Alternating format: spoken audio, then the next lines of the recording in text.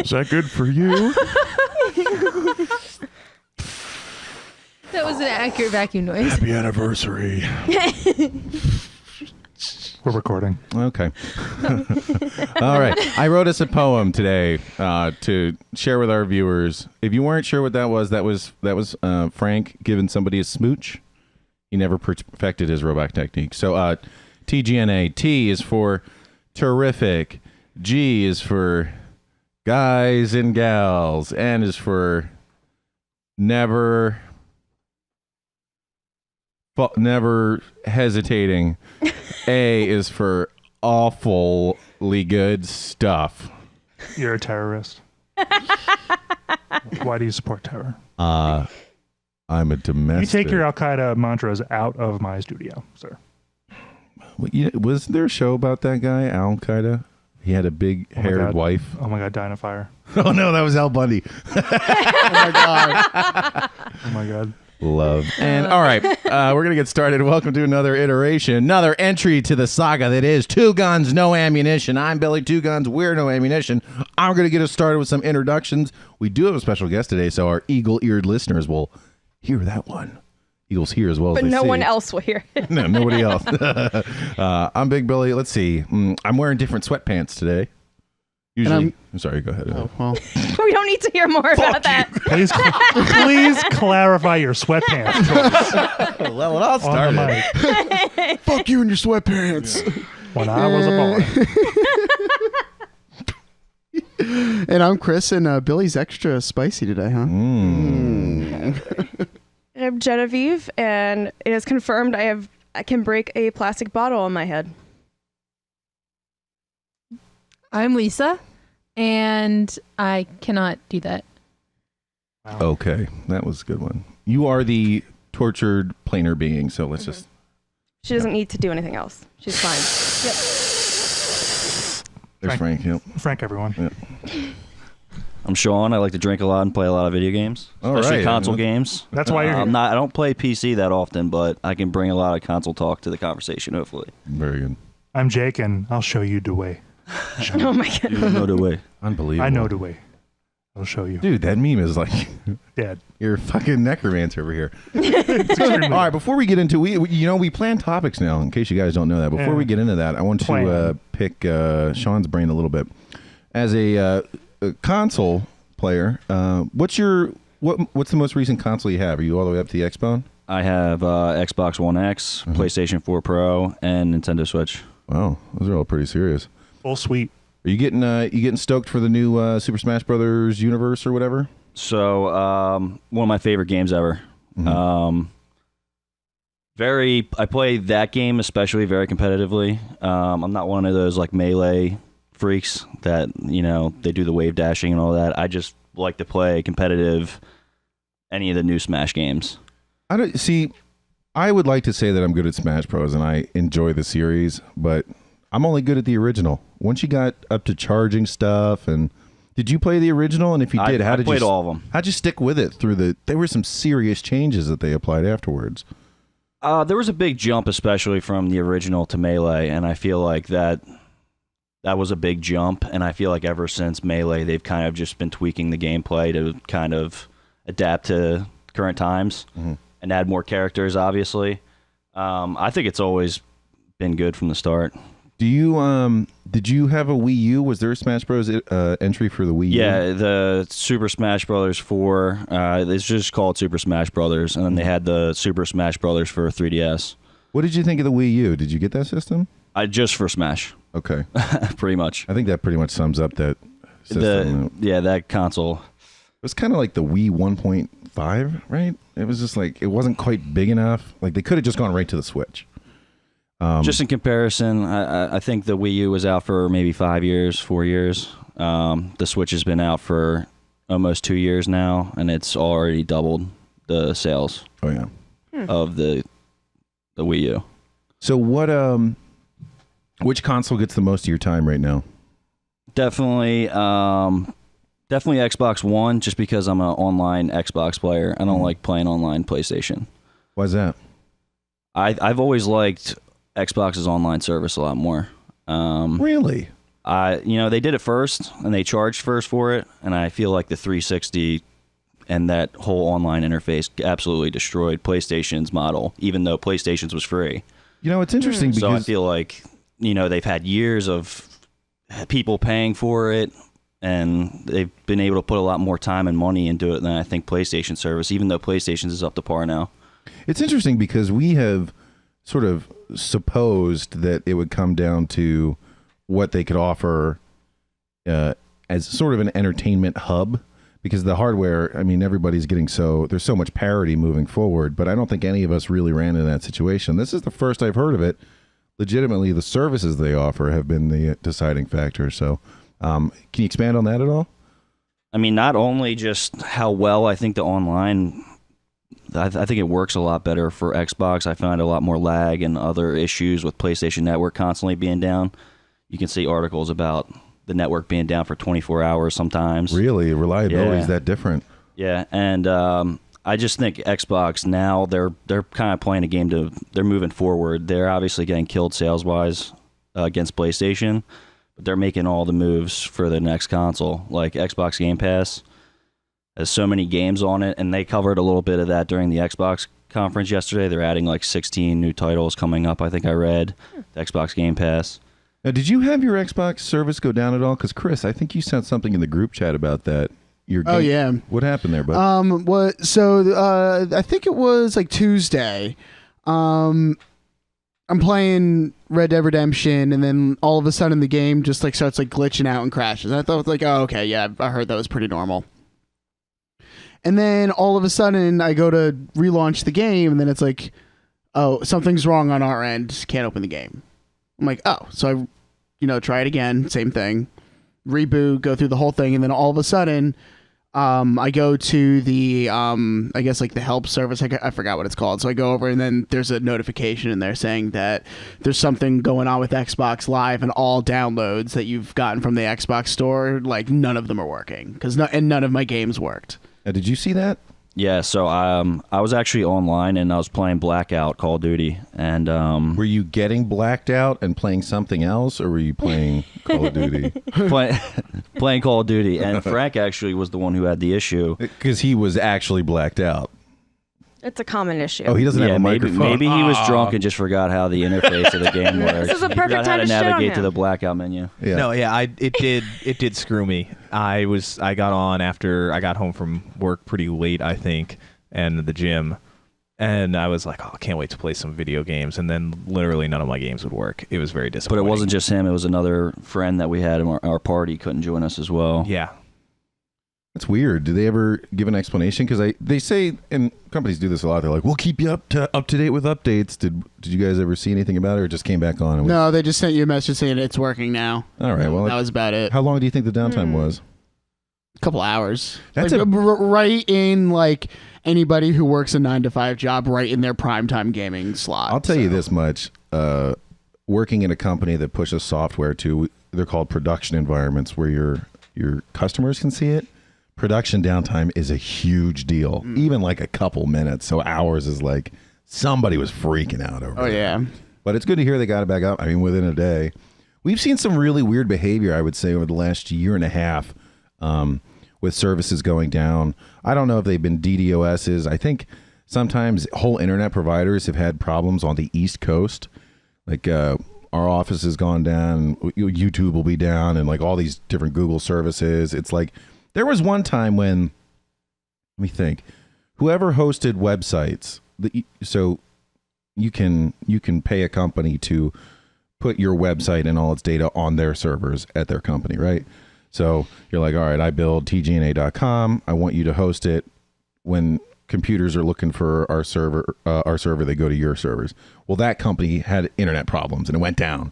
So like 30 major websites went down because they all hosted it. It's been pretty wild. It happened a month ago to a couple of companies that went down for their websites.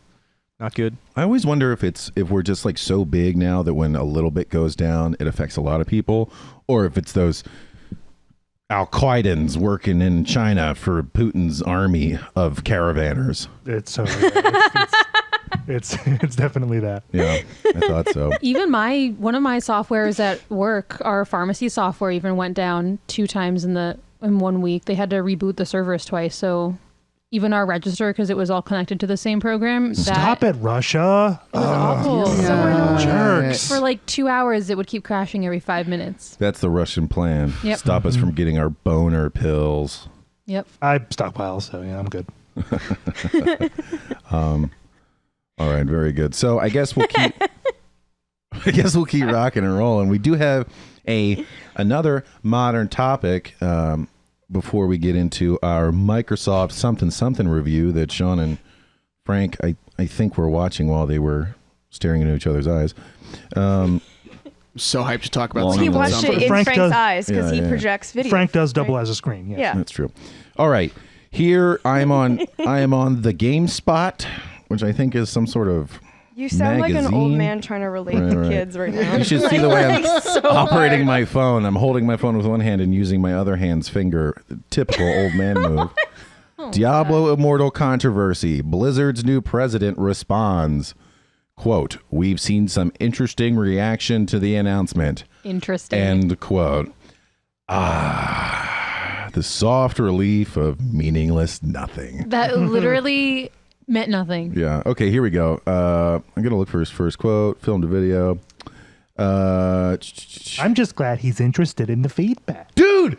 Oh, I thought you were gonna guess his fucking first response. What do you think his first response was? He's I'm interested very in the- interested in the feedback. Oh, no. Because he's an old Jewish lady. Yeah. Apparently. Let's see. Gerald, pick up the change. They quoted him during a phone call about earnings. Here we go. During an earnings call, J. Allen Brack, who replaced Mike Morhaime. These aren't real people. Well, if Hermione's pronounced Hermione, Morhaime is pronounced Morhaime. During an earnings call, Brack said he's thankful for the loud feedback because it shows people care about Diablo. Aw. Really appreciate our fans, even the grumpy ones. But wait a second, Bill. That didn't mean anything still. No, we care. But we appreciate wait, You guys are so passionate. Yeah. I'd even say that he has a sense of pride and accomplishment for developing such a great franchise. Oh my god! Good Oh my reference. god! Chris, explain the Can we reference send while I him read. vomit? It's the EA and the takes a long time to get Darth Vader. Takes too long. That was the reference. Well, when the last Star Wars Battlefront came out, they put you had to get certain amount of points for playing in order to unlock stable characters like Darth Vader. But they made it so it would take like 10,000 hours to get Darth Vader. Or you could buy Or coins. you could buy him. Yeah. You could buy coins. Space coins? What fucking? Never mind. We don't need to get into Space that. bucks. Okay, Bucks. here we go. Here's Jar Jar Brack. bucks. Here's Brick-a-Brack. B-Rack. But then We've the seen space some blizzard interesting stuff. reaction to the announcement. I think it's clear there are a lot of players who are eager for more Diablo PC and console content. That came through loud and clear from BlizzCon. Frankly, we feel fortunate to have a community that cares so much about that franchise. The commitment and engagement of our community is one of the things that makes Blizzard very special and something we really appreciate. We like to hear the things that fans articulate as to what they want to hear next and what we can do better, frankly. You know a CEO is being earnest when he says, frankly. I'm being frank with you. And not my sentient vacuum cleaner. Diablo is an important tentpole franchise for Blizzard. One of the things that we've said is we have multiple teams working on multiple different projects for the Diablo community. Now, we talked a little bit about this last time. In proper funding allocation, in smart businessing, right, Frankenfield, I'm using the correct terminology here. Business Sure. If one team, one project can make you 1,000% profit and another project can make you 500% profit, you get rid of the 500% profit and you invest it all in the 1,000, or you wait for another 1,000, right? If it depends, if you think you can consistently hit that. All right, so this guy is saying we've got two teams. I got a lot of sense of backpedaling here. He's like, whoa, we didn't say we were going to show a necessarily new Diablo in the main flow. This is just a side thing. Don't worry about it, guys. Whoa, cool it. We know you still want PC, and don't worry, we're making that game next. We've even got a team that's making Diablo 4 next. Did you hear anything about Diablo 4 when this thing was all going down? No, I'm pretty sure they actually specifically said that they didn't have Diablo 4 in the works. Yeah, well, here we go. In this article, they said they did. Back when, blah, blah, blah. They said something about pulling a trailer last minute. And yeah, actually, I read that too, and they said in this article that it hasn't been confirmed. We pulled no content for BlizzCon. Let's see here. Did he say it frankly though? I don't know. He might have said it. Which would just be vacuum sounds. Jake Lee. We feel that Diablo Immortal is going to deliver a very authentic Diablo experience, and we're not going to compromise on that mission. Whatever. He said launching the game is only going to be the beginning. There's going to be ongoing support. So we know you don't want this game, but we're telling you it will be the thing. It'll be your Diablo, even though we know you don't want it because you want PC. But trust us, this will be good. And we're going to support the game, so if it's not good, we'll make it what you want. Yeah, okay. Don't tell me what I want. We love the feedback. We hear you. We appreciate it. Fuck you guys. This is what we're doing. Yeah, instead. eat our shit sandwich, and we will support you as it goes, and we'll put some mustard on it. Launching the game is only going to be the beginning. There's going to be ongoing support. We're only going to release the game when we feel like it is meeting the community's very high standards. In the end, Diablo Immortal is going to fulfill that. We think that people are going to experience it, and we think they're going to love it. No. It kind of reminds me, Low energy. as video games become much more of a developed business, of the car companies circa the American car companies circa like 2002 to 2006, where you got a bunch of people that are supposed to be real smart and know the industry so well saying, this is what people want. We got this. And then like 3 years later file for bankruptcy in mass. It's already kind of has like a Hollywood problem, right? Where so many of these like AAA blockbuster movies are like average to kind of good at best. And then there's more like art house stuff, there's crappy independent movies too, but there's also very, very good things that no one ever hears about or very few people hear about. I really get the feeling it's like they expand their offering to get away from their niche market consumers. They get this whole big thing, and then they try to like kind of shove their old niche market into this new thing that includes everybody. So they cater to more fans in the beginning, and then they try to get their fans to cater in the end game, which, I mean, whatever. It is what it is. Here we go. Here's the meat of the meat and potatoes. Mobile's the biggest platform in gaming today, Brack said. And taking a game like Diablo onto that platform in a way that is really reflecting our quality standards, I think can open that franchise and other franchises to a global audience, including people who don't have PCs. Now, who has a shitload of cell phones? Name 2 places that have a shitload of cell phones. China. And where else? Japan. India. Oh, yeah, that too. Right, if I want to get into Southern India. China. But here we go. Or especially in China, where Blizzard is a very, very strong Western brand.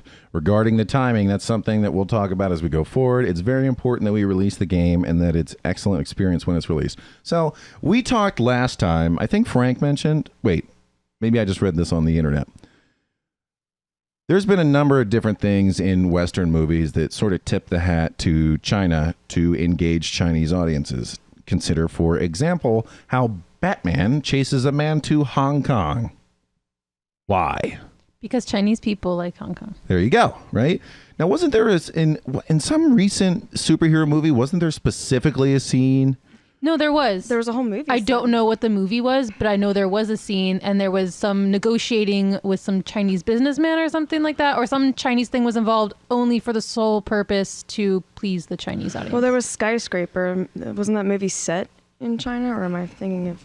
Frank, didn't you watch like a Independence Day 2 Freedom Boogaloo where like some super hot Chinese pilot like came out, waved her hair around and said something? Yeah. Yeah. And there was something, they have a moon base because it's Independence Day and then they stole alien technology. Mm-hmm. And there's the super hot Chinese pilot that's supposed to be really good at something. You don't really know what, because she's in the movie for like 3 scenes and that's really the only purpose that she serves. And then also her dad, who's like some major Chinese general that I think is in charge of the moon base or something like that. And they literally, like, they're not they introduce these characters like there's some big deal where they have this major introductory scene and then they don't they're not in the rest of the movie. Right. So Doctor Strange. So I should rent it later. Also spends a significant. Its final fight is in Hong Kong. oh. Yeah, they go all over the map, but they spend most of the time in either I think New York City and Kathmandu. no Oh, and also there's That's I where think the it was temple Iron is. Man 3 first one. where there's a scene where Iron Man, Tony Stark, has like a problem with his heart energy thing, and he has to, like, only in the Chinese version, he has to go to some special heart doctor in China to get like something that only this guy knows, and it's not in any other version of the movie. It's Interesting. just in the Chinese movie. It's a scene they filmed just to put in the Chinese Oh my version. god. Sons of bitches. I almost want it to not be Robert Downey Jr. playing him. Like Suddenly they just there's sub a- in some other Chinese actor. Only for the one scene, though. No, they do. They Like do a bad wig. Yeah. No, they do Asian Jim from The Office. Oh my god. No, that's the real Jim Bill. Oh my god! He's always been Asian. If you've not Good seen for The you for not Office, seeing race. there's a main character, Jim, who plays pranks on another character, Dwight. In one episode, they have an Asian guy come in and claim to be Jim.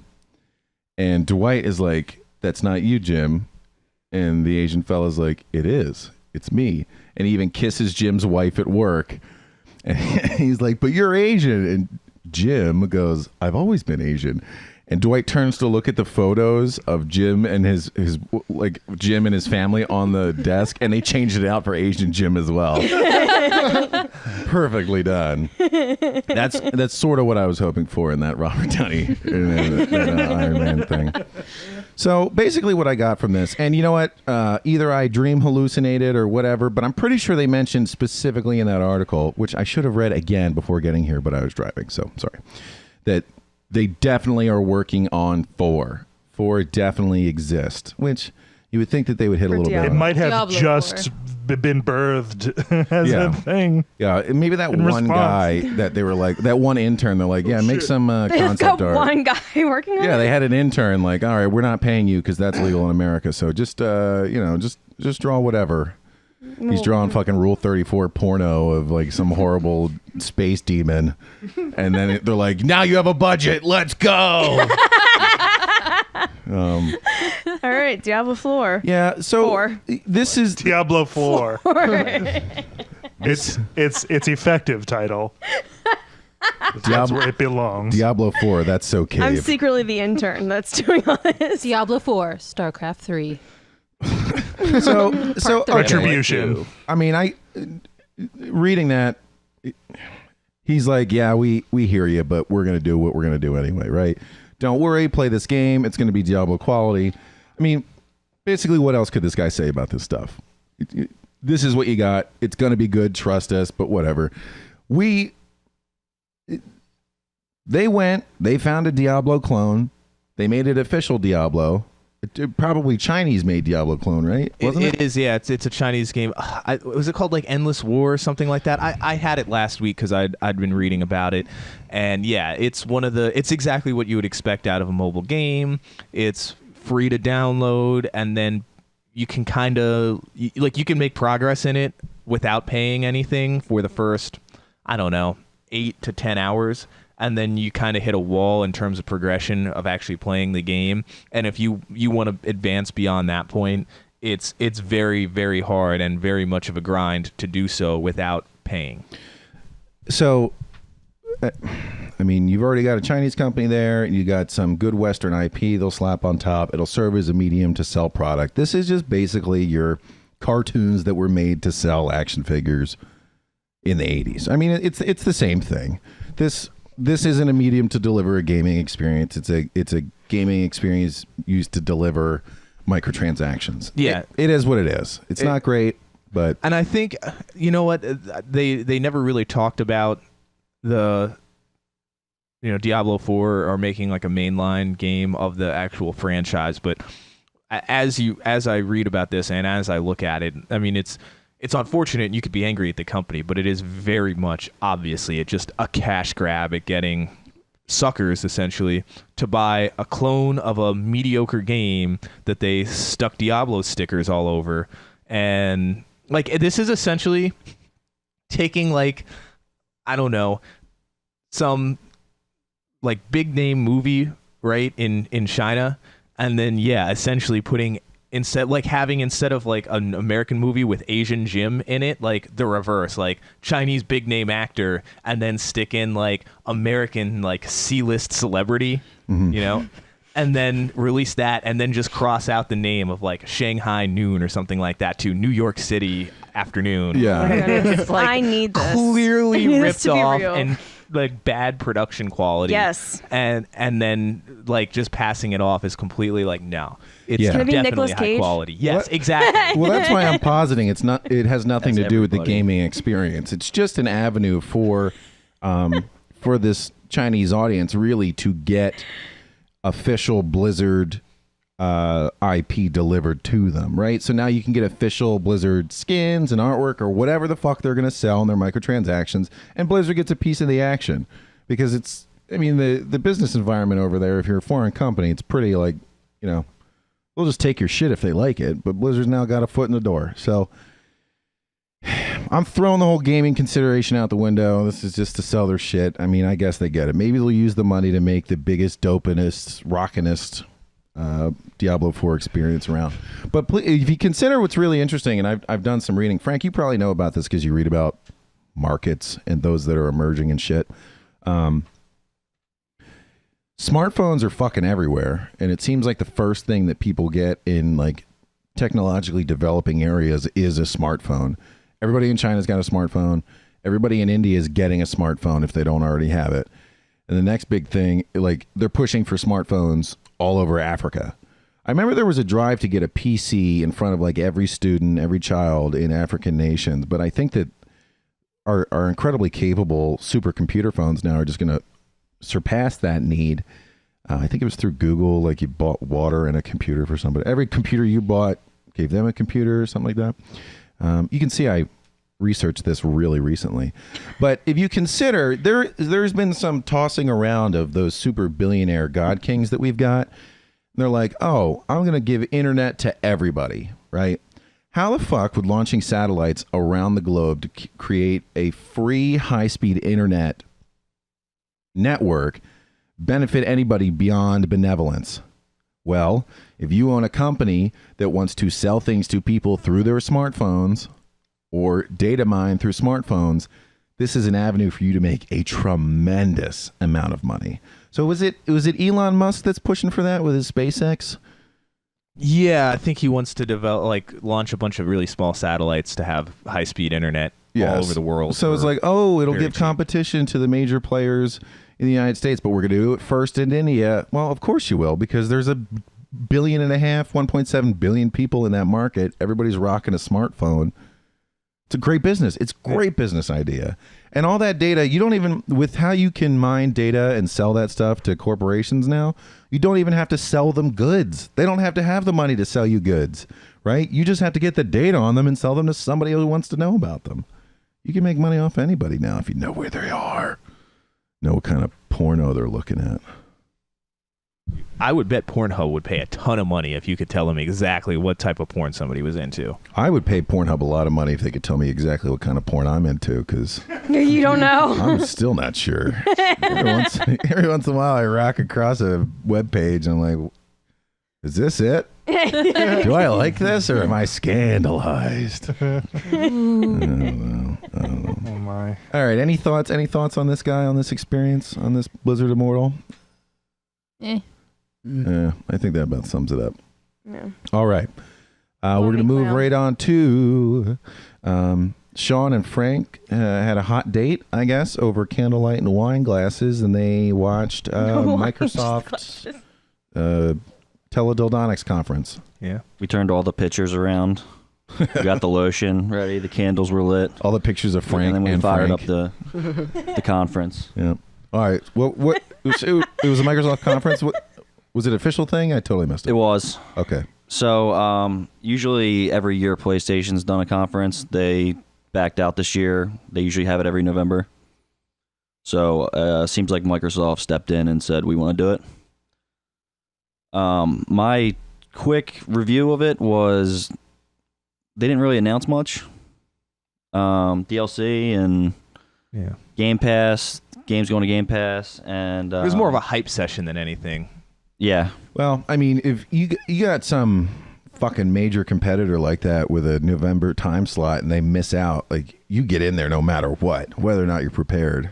What a blunder by PlayStation. Well, that's really all that Sony's been doing their entire corporate life is just making mistake after mistake. Yet they still exist. Yeah, which is exactly why their main thing right now is PlayStation. When 20 years ago, Sony had a hand in so many things, making a bunch of stuff, and now it's like, hey, the biggest thing that we make money off of is PlayStation. But I mean, I think, well, the one thing, Sean, that I think they announced that was interesting, especially for me, is all of the studios that Microsoft has acquired that will be publishing games solely for Xbox and Microsoft, basically Microsoft exclusives, including one of our podcast's favorite developers, Obsidian. Obsidian is purchased by Microsoft. Holy and will fuck. be developing exclusively for Microsoft. Fuck up. And their games will be on Game Pass. Oh my god. So I'm going to take it, before you continue, I'm going to take a quick little section here. If you look at the streaming services like Netflix and Hulu, and Netflix and Hulu, in case you guys don't understand what the fuck that was. They don't. I think, didn't Hulu just get acquired by like AT&T or T-Mobile or something? No, Hulu's not wholly or partially owned by Fox. Mm-hmm. And I think somebody else has a hand in them. But Disney I think has a hand in somebody? Whoa. Disney, Yeah, I don't remember what? who Disney has a There's hand got to in. be a better way to say that. Well, all these streaming services are now pushing for their own original content. And if you look at it, you get to the point where you're like, well, I don't want to buy 5 different ones. I don't want to go back to the a la carte. I don't want to feel like I'm paying for cable all over again. And that's the idea. They want you to just pick one. That's really what I think's going on right now. That's why we're coming out with so much good OC. We talked earlier that there's just too much. We're finally at a point where there's too much good content to consume all of it. So no matter what, you have to forego some good experiences. And I think the consumer's finally ready to just pick one. Like, I just have Netflix. I miss a ton of good shit on a bunch of other stuff. Well, guess yeah. what? I don't give a fuck. And I think Microsoft's making their move here. Bill, I think I agree with you that that's what's going on, but I will say for a very long time, since the mid-90s when cable companies started offering these package deals, I think people have been sitting around saying, we just want to pick only the channels that we want to watch, because there's a lot of people out there who don't watch live sports. And I shouldn't say a lot, but there's enough people out there who don't watch live sports where if they could get a cable package that didn't offer live sports, because that is the most expensive thing that you pay for in a cable package, they would have done that, and they would have saved a tremendous amount of money. Right. My point is that when the streaming services first came out, Netflix and Hulu and that kind of stuff, you could do that. Like they, $2 or $3 a month, free with some commercials or whatever, even YouTube, you work that in there. You can pick and choose what you really wanted to watch, and it was affordable. Now, everything's getting more expensive, and I think they're moving back to that cable model. Yeah. Right? They want you to buy and adjust their service, and you get all this shit again. You're not able to do your piecemeal financially. I gotta say, maybe this is just me thinking that I'm smarter and wiser than everybody else, more informed. To me, YouTube TV and Netflix, all you need. If you have Amazon as well, that's great too, because you're getting all the movies with the Prime subscription.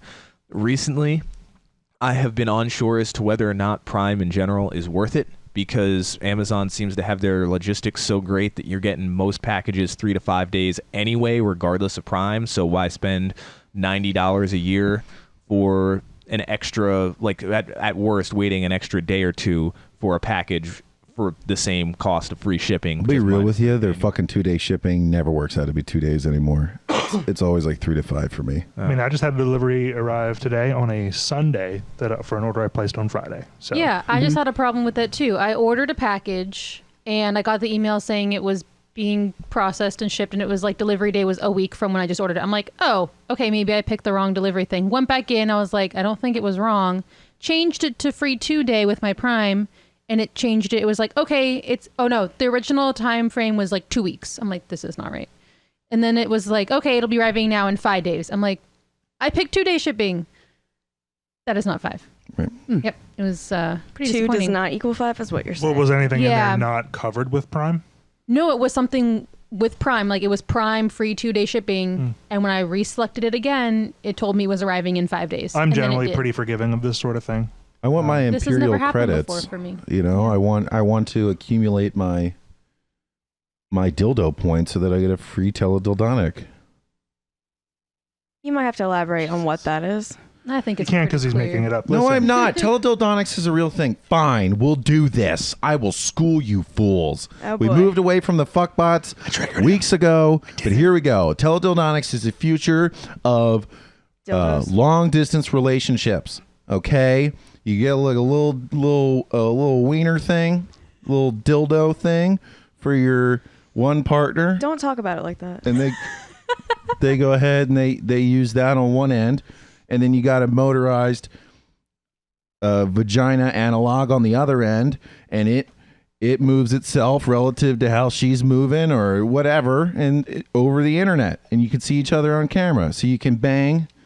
You know, you can bang each other from 1,000 miles away. It's a real thing. It's the future. It's the I have future. so many questions. All right, ask Did him. anybody ever see Demolition Man? Yes. Yeah. The way they have sex in that, they put on like the VR headset, and it's not even like sex. It's just like, I don't know, sounds and noises, and like almost like the visualizer from the old like CD, like Microsoft Windows Media Player or something Yeah. like that happens, and that's it. And Sandra Bullock. Yeah, they're like, oh, you're fluid exchange. I was like, you'll never move away from fluid exchange. People love that shit.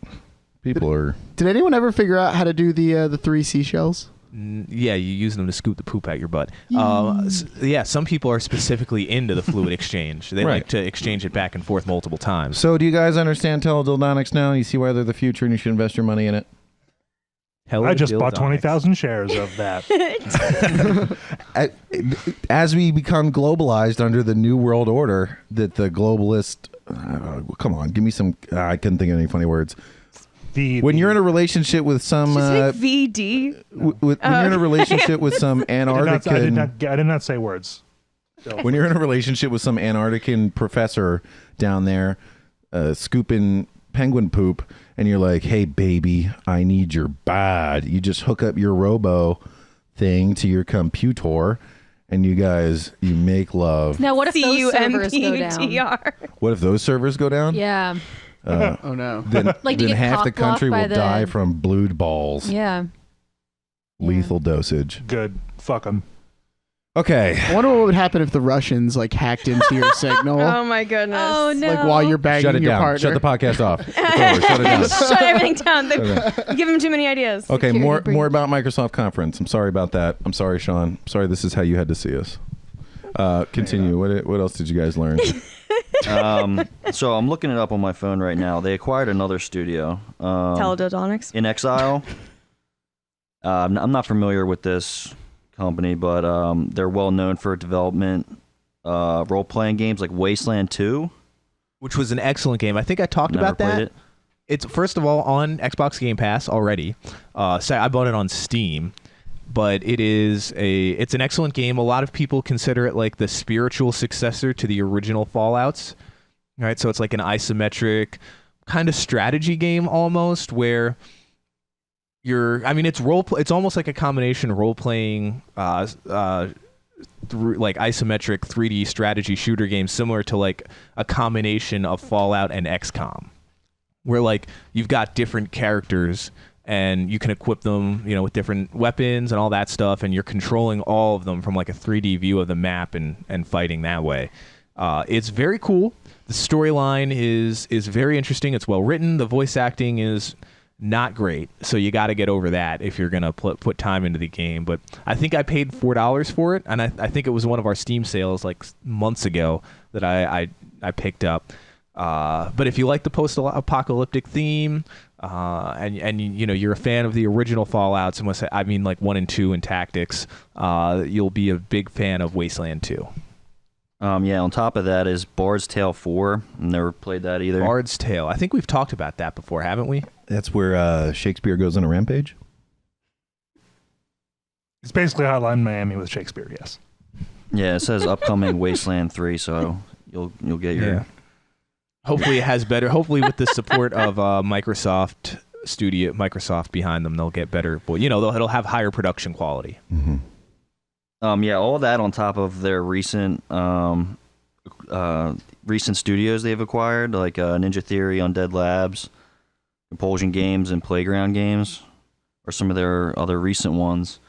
It seems like they're kind of calling it like, Sony, you won this round, and we're gearing up for our next console, which I think they'll both come out 2020. PS5, Xbox 2, whatever. You think PlayStation's going to stick with the PS whatever? I think they'll go PlayStation 5. Yeah. What do you think Xbox's next name's going to be? What if they go Xbox 720 or Xbox 180? Or Xbox, go fuck yourself. Yeah. I mean, 180 would be good messaging, maybe. Like, sorry, we didn't have any exclusives at all for years. That is but why we're they're making buying a all these 180 studios. turn. Yeah. And we're buying all these studios. Like the Xbox 360, where it's so bad you'll turn 360 degrees and walk the other way. Because Xbox 2 just sounds really It's not dumb. how circles work. You would be walking the same way, computer man. Maybe it's a How sum angry- total of Error. 360, but you know what I mean? He's like, he like No, turns that 180 and then he oscillates you guys- one degree or the other, so he's facing the other way. Do you I not see. do you not remember that joke? That was like a common troll of people 10 years ago. For those who don't remember, obviously if you turn 360 degrees, you're facing the exact same fucking direction. So people used to say that to people who were hating, or Xbox haters would say that to people loving on the Xbox to get them real riled up. What a burn. Okay. It worked. It still works. So, Sean, it still pisses me off. What are you excited about? What are you excited about to hear from this? Because you got all the consoles anyway. Why would you want exclusives on the Xbox? I was hoping at this recent Microsoft thing they would at least show like a teaser trailer for Halo. They're still making those? Yeah. Are they And they're good? still good. Yeah? Yeah. So, I mean, I would say the campaigns for Halo have been pretty subpar since like maybe Halo 2, Halo 3. Holy shit, that's a long time ago. Yeah, I'm not a big Halo 3 fan. I'm more a fan of Combat Evolved and 2. My man. Fuck yeah. Yeah, but Halo 5 does a really good job of their multiplayer, I think. I think it's really well done multiplayer. They took the jetpack out, which I always hated in previous ones. And they went kind of back to the core Halo kind of mechanics and speed. I think the real question is, do they include the sniper magnum pistol again? Because that's really the only weapon I want or need. Best gun in any game, probably. Exactly, yeah. Thank you. I'm excited to see what they do with the next one. I have conversations with people wondering if they'll go the battle, kind of the Battlegrounds Fortnite route and try to do a battle royale for this. I mean, it would make a lot of sense, but is it kind of oversaturated at this point?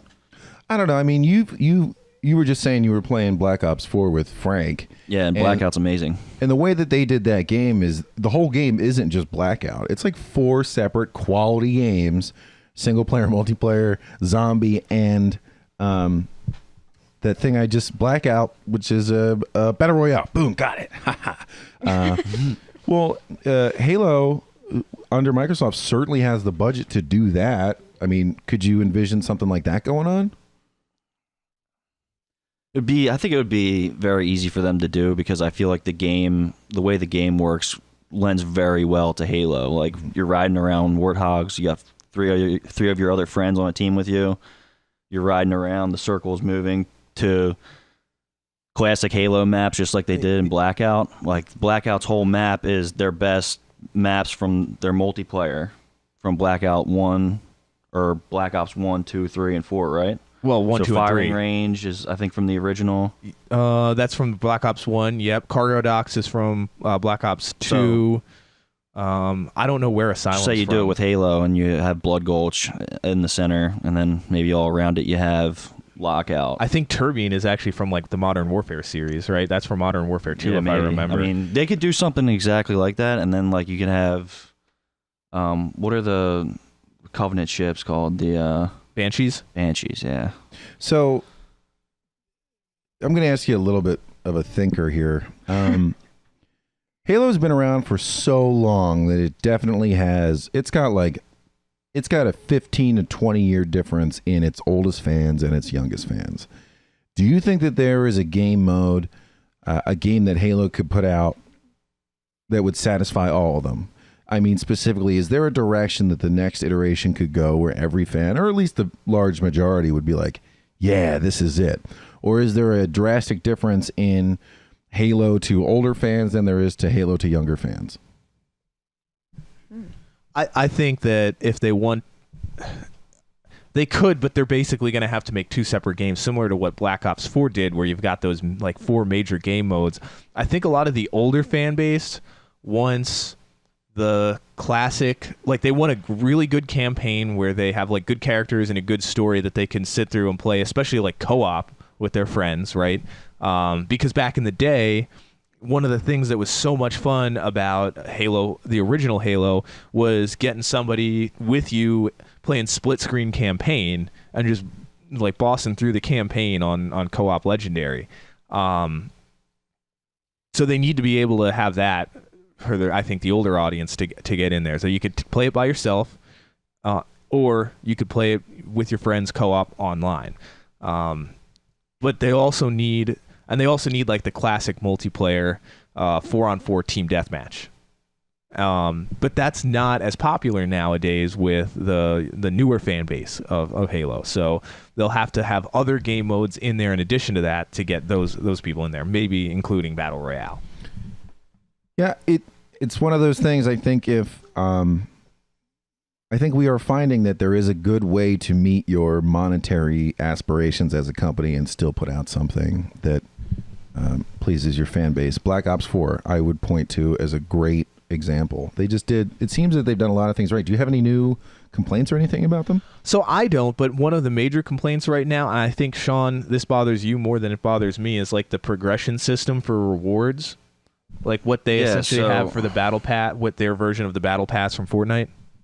Yeah, so they basically completely ripped off of Fortnite's system of unlocking different outfits and emotes, and so it was completely unnecessary too. I just don't think the game needed it. So basically they have where you could unlock everything, all 200 levels, if you just play nonstop over the next month. Or you can pay, I think it was I like... didn't even look to see how much it was a pretty ridiculous amount of money to unlock all 200. Might have been 50 or 100 so, bucks, you know, something you like could that. play Blackout endlessly, or you could buy them. So you're never going to play enough to unlock it, basically. It's just all cosmetic. Yeah, though, you right? would you would essentially need to be like a professional streamer playing 10 to 12 hours a day to unlock it unlock naturally. everything. Yeah. I mean, I hear what you're saying, and that might just be a necessary evil now. You know what I mean? They got to meet microtransaction quotas, and it's at least out of the way. Yeah, and, it's just... and they're like super interactive with the community, aren't they? They're always updating. They're always responding to stuff. This is Fortnite we're talking about, right? No, this is Black they're Ops. ripping Black off Ops, I'm sorry. Fortnite is constantly, like every week, updating. We haven't seen whether Blackout is going to get that type of support. They will yet. release paid DLC as They've They've made a few changes. Call of Duty so always does. Yeah, they've at least, I will say, they've done a really good job, I think, balancing the weapons and the gameplay in general. I know they made some updates to vehicle health and all that. They made some updates to some of the weapons in Blackout were just absolute garbage, and there would be no reason to ever pick them up. And then they tweaked them. Yeah. Well, that's good. This good feedback is really. Initially I was a little wary of it because I thought it would promote developers being lazy. But if we look at the battle royale space right now, PUBG, Fortnite, Black Ops 4, Blackout, it's really competitive. I mean, you got to be on your game, or people will just fucking pick something else. I mean, it is really this is your capitalism going right simulator here. So Microsoft has acquired a bunch of exciting studios. Any worries that they'll get shut down, that they'll lose quality, and nothing but excitement on your guys' end? Nothing but excitement on my end. Microsoft hasn't really shown themselves to be that type of corporate overlord when it comes to these studios that they develop. They just kind of buy them and let them do their thing. I think a lot of it has to do with the fact that Microsoft is so large, Xbox is so profitable for them, between the consoles themselves, the online service that people are paying $50 a year for, $10 a month for, and now Game Pass too. It's kind of like full steam ahead. We're going to take some shots on some developers to increase our product. It doesn't really cost us much in the grand scheme of things, and if they fail, then yeah, they'll probably dissolve them and lay a bunch of people off, but only if they suck at what they're, you know what I mean? It's like, well, you know, you kind of, like, we bought you, we paid a bunch of money for you, and you laid like 3 eggs in a row. Like, if you're bad, you're going to get fired. Here's a sentence I never thought I would say, but I would be pretty stoked if Microsoft picked up EA. I don't think that would ever happen. I know. I feel like that would. EA is so expensive right now from a company perspective. Like, there's no way that They just got to lose a couple of big contracts. Yeah. I mean, if they, I wouldn't be surprised if it happened if EA put out a bunch of stinkers and the company, you know, the market value of the company dropped like 30 to 40%. Microsoft might pick them up. But even then, if they lost their Star Wars contract, and then they lost like their NFL. Yeah. And you know what? I mean, look, could you imagine, like, that would be such a huge win for Microsoft to be able, if they could lock up a company that had, like, the 2K franchise, right? So that they could really, could you imagine if you could only play 2K on Xbox? I mean, first of all, there would be a lot of people that would be super pissed. Yeah, it would, but people would eventually buy it because they want what they want. Yeah. And they're not going to go without 2K, though. And same thing with Battlefield. If Battlefield was being released exclusively for Xbox and not PlayStation, like Xbox and PC, honestly, like, it would be great for the PC crowd if that happened, because EA tends to completely dick over the PC crowd consistently. Microsoft would probably encourage some more parity there because they'll be able to sell more. It'll encourage the sales of PCs. I'm interested to see how Microsoft handles PC gaming in the future. I think if they really got smart, they could definitely use it as sort of a free idea ground. Like, they release their games, they make their money, and then they push the PC port, and they let a lot of mods happen. The community comes up with the next big idea, just like this Battle Royale thing. Microsoft takes it and said, all right, we're going to make $1 billion off of this. Thanks. Do it all over again. I had a question for Sean. I don't know if you heard about this. Microsoft is trying out a console lease deal. So instead of paying outright for an Xbox One X Pro or S or whatever it is, you go into a Microsoft store, you go through their financier, and it's either like $29 a month or $35 a month for 2 years. Includes your Game Pass and your Live Gold. Basically, it's how they started doing cell phones. What do you think of that? Have you heard about that? Yeah, I have. I don't know too much of the details between, like, I don't know if they've talked about it, but what is the difference between the different versions of the console they're going to come out? Like maybe like the cheaper version is just like a streaming box. It's the same. It doesn't play games. Basically, what I'm talking about right now is that they will sell you the consoles that are already available just for monthly cost over 2 years, and it's just bundled with Xbox Live Gold. So you save $20 over the course of 2 years, but instead of having to do a big upfront payment, you can spread it out. They'll finance it with you. I'd be really interested in that if I could pay all up front and save an extra $10. Yeah. I'm the same way as Frank. Like, I don't want to, like, same thing we were talking about with all the apps. I don't want to pay for another kind of subscription of $35 a month or whatever. Yeah, but if you want to give me a big discount for locking up a new console and Xbox Live and Game Pass for 2 years, I know I'm gonna, like, Xbox has already shown they are really supporting the Game Pass, and like, I was kind of skeptical about buying it, but I was like, I'll try it. Already I can say, like, this is amazing. One thing, and I guess this is one of the things they're trying to do, they're not, they don't release the DLC for the games on Game Pass. So, if like, what it does is it lets you try the game, and if you're content with just playing the base game, you're good. If you want the DLC, fork it out, you're buying a game and it's a Microsoft published game, so they're getting a major cut of that. Well, they're getting all of it, really.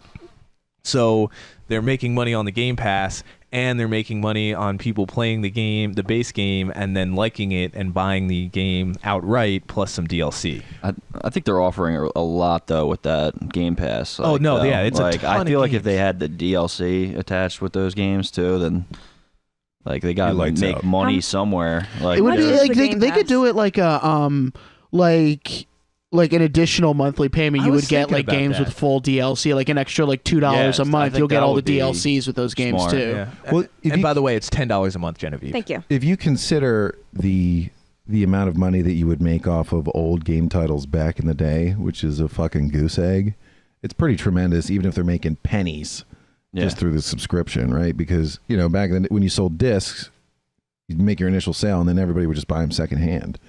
So, I mean, they've got plenty to offer on there, and they have plenty of old games. So, and it's like right now this month they're offering Game Pass for $1 instead of 10. Mhm.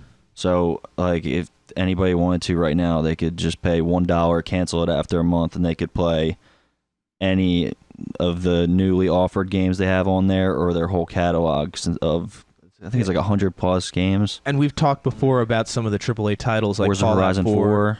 Forza Horizon 4. There's another big. Gears of War 4 Gears of is War on 4, there. Halo 5. Yeah. This has convinced me to pick up an Xbox the next time I go game console hunting. It Well, just they're sounds really- so tremendous. It really They're sounds really great. pushing hard because I mean, during the Xbox 360 and PlayStation 3 time period, they were pretty neck and neck in terms of sales. Like PlayStation was still kind of more of a household name at that point, but 360 had so much to offer, and PlayStation kind of misfired coming out of the gate with that $500 price tag. So they were pretty even throughout the whole last generation, and I think if you were to like look up their sales numbers, they were pretty neck and neck. And now they're getting sold almost 3-1, outsold 3-1 by PlayStation. PlayStation just passed 80 million console sales, and I think Xbox Crazy. hasn't even hit 40 million yet. Ooh. So they're really kind of doing whatever they can, I think, at this point to say we want to take the next generation back. Well, Microsoft as a them. company has made some really interesting moves. They've open sourced a lot of their software and like their language. Like I think .NET is now open source, and they're making a new. They're making. I was just learning about this on Friday for one of the developers I work with. He's saying that they're supporting .NET, which is like a C# framework for coding, whatever. Not super important.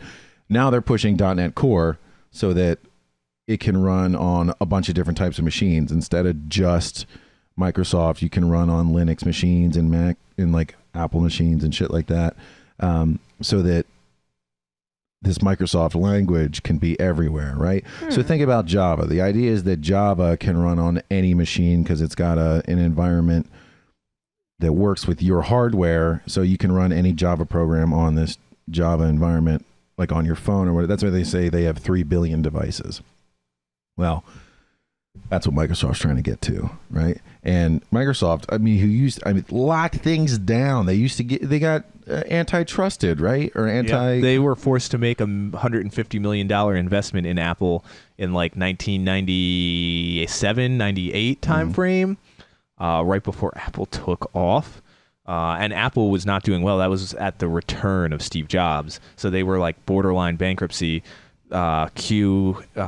Department of Justice antitrust finding against Microsoft. Microsoft gives Apple $150 million at a time when they were valued at maybe 0.05% of what they're at now. To put it in comparison, by the way, that $150 million investment in Apple in 1998 today would be worth about $450 billion. Which is about half of Microsoft's market capitalization as it is. So the Microsoft $150 million that Microsoft had to, which was pocket change to Microsoft even at the time, 20 years later, essentially is worth half of their company worth. And Apple was not doing great because Microsoft had shit locked down. Yeah, so now they're sort of embracing this open source community, like contribution. If you're not familiar with open source, it's basically the source code for a program, what's actually written to make it work. Everybody can pull it down from the internet and review it. And if you find something wrong with it or an improvement, you can push it back up and somebody checks and they say, okay, cool. And then they incorporate it. So the whole community can contribute to this code. It's a really good method if you want to have, like trusted software. So let's say you wanted to write software for electronic voting ballots. One way to get people to trust it would be to make it open source so everybody can review it.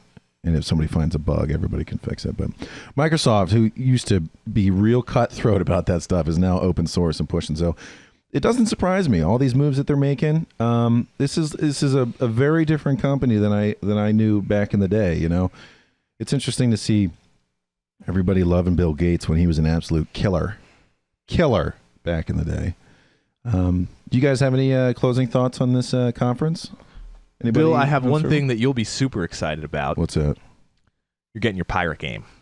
Fuck off. It's called Skull and Bones, and it's made by Ubisoft. Some people, I shouldn't say a lot of people, are criticizing it for being a little too much like Assassin's Creed Black Flag, but it's like, it's more about the ships than getting off the ship and all that stuff. But yeah, you play a pirate captain, and you your ship is the entire focus of it, where you got to run your ship, you got to build your ship the way you want it, and you customize it the way you want it. It Listen looks great. here, you It does scurvy look a lot dogs. more interesting gameplay-wise than Sea of Thieves, which is also on the Game Pass. Yeah. You best be rubbing down me dirty wood so it doesn't rot from the inside. What? I don't care how sweaty y'all be, how salty your lips are. What? We're running this ship, Oh. 12 angry men. I don't appreciate you staring at me. And one. I'm a little disturbed and aroused.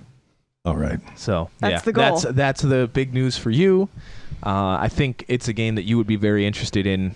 So look for that as they announce more things. I don't think they had a release date in the conference. No. I don't know if you saw No one. release Speaking of release dates, fuck yeah, that's why I make This the is big the bucks. news that you've Oh all my been God. waiting What for. do segues? Yeah, I'm not even sure. We've talked about it on the podcast. You've all laughed at me for saying a release date was coming soon. Kingdom Hearts 3, January 19th, 2019. What? Whoa, that's right around the corner. Boom, bam. Super excited. They waited until like. Why are they last waiting minute. till after Christmas? Do not question it.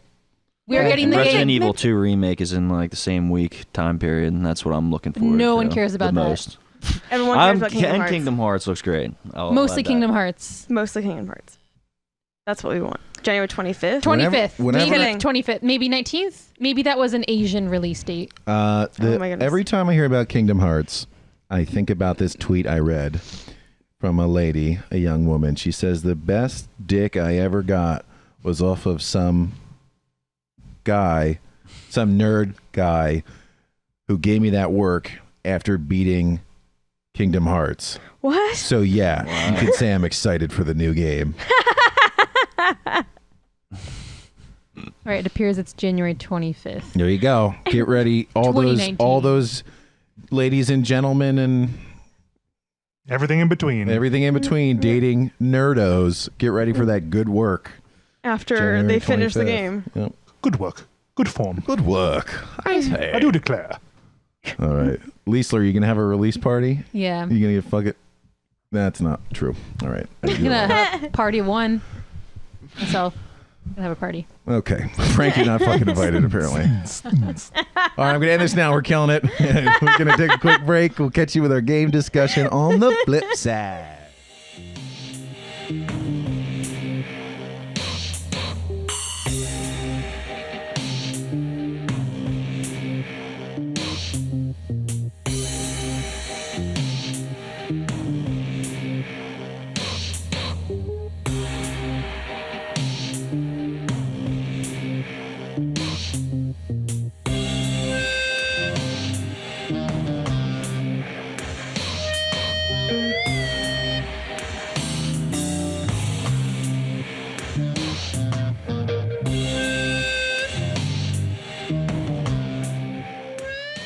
Okay, we're back.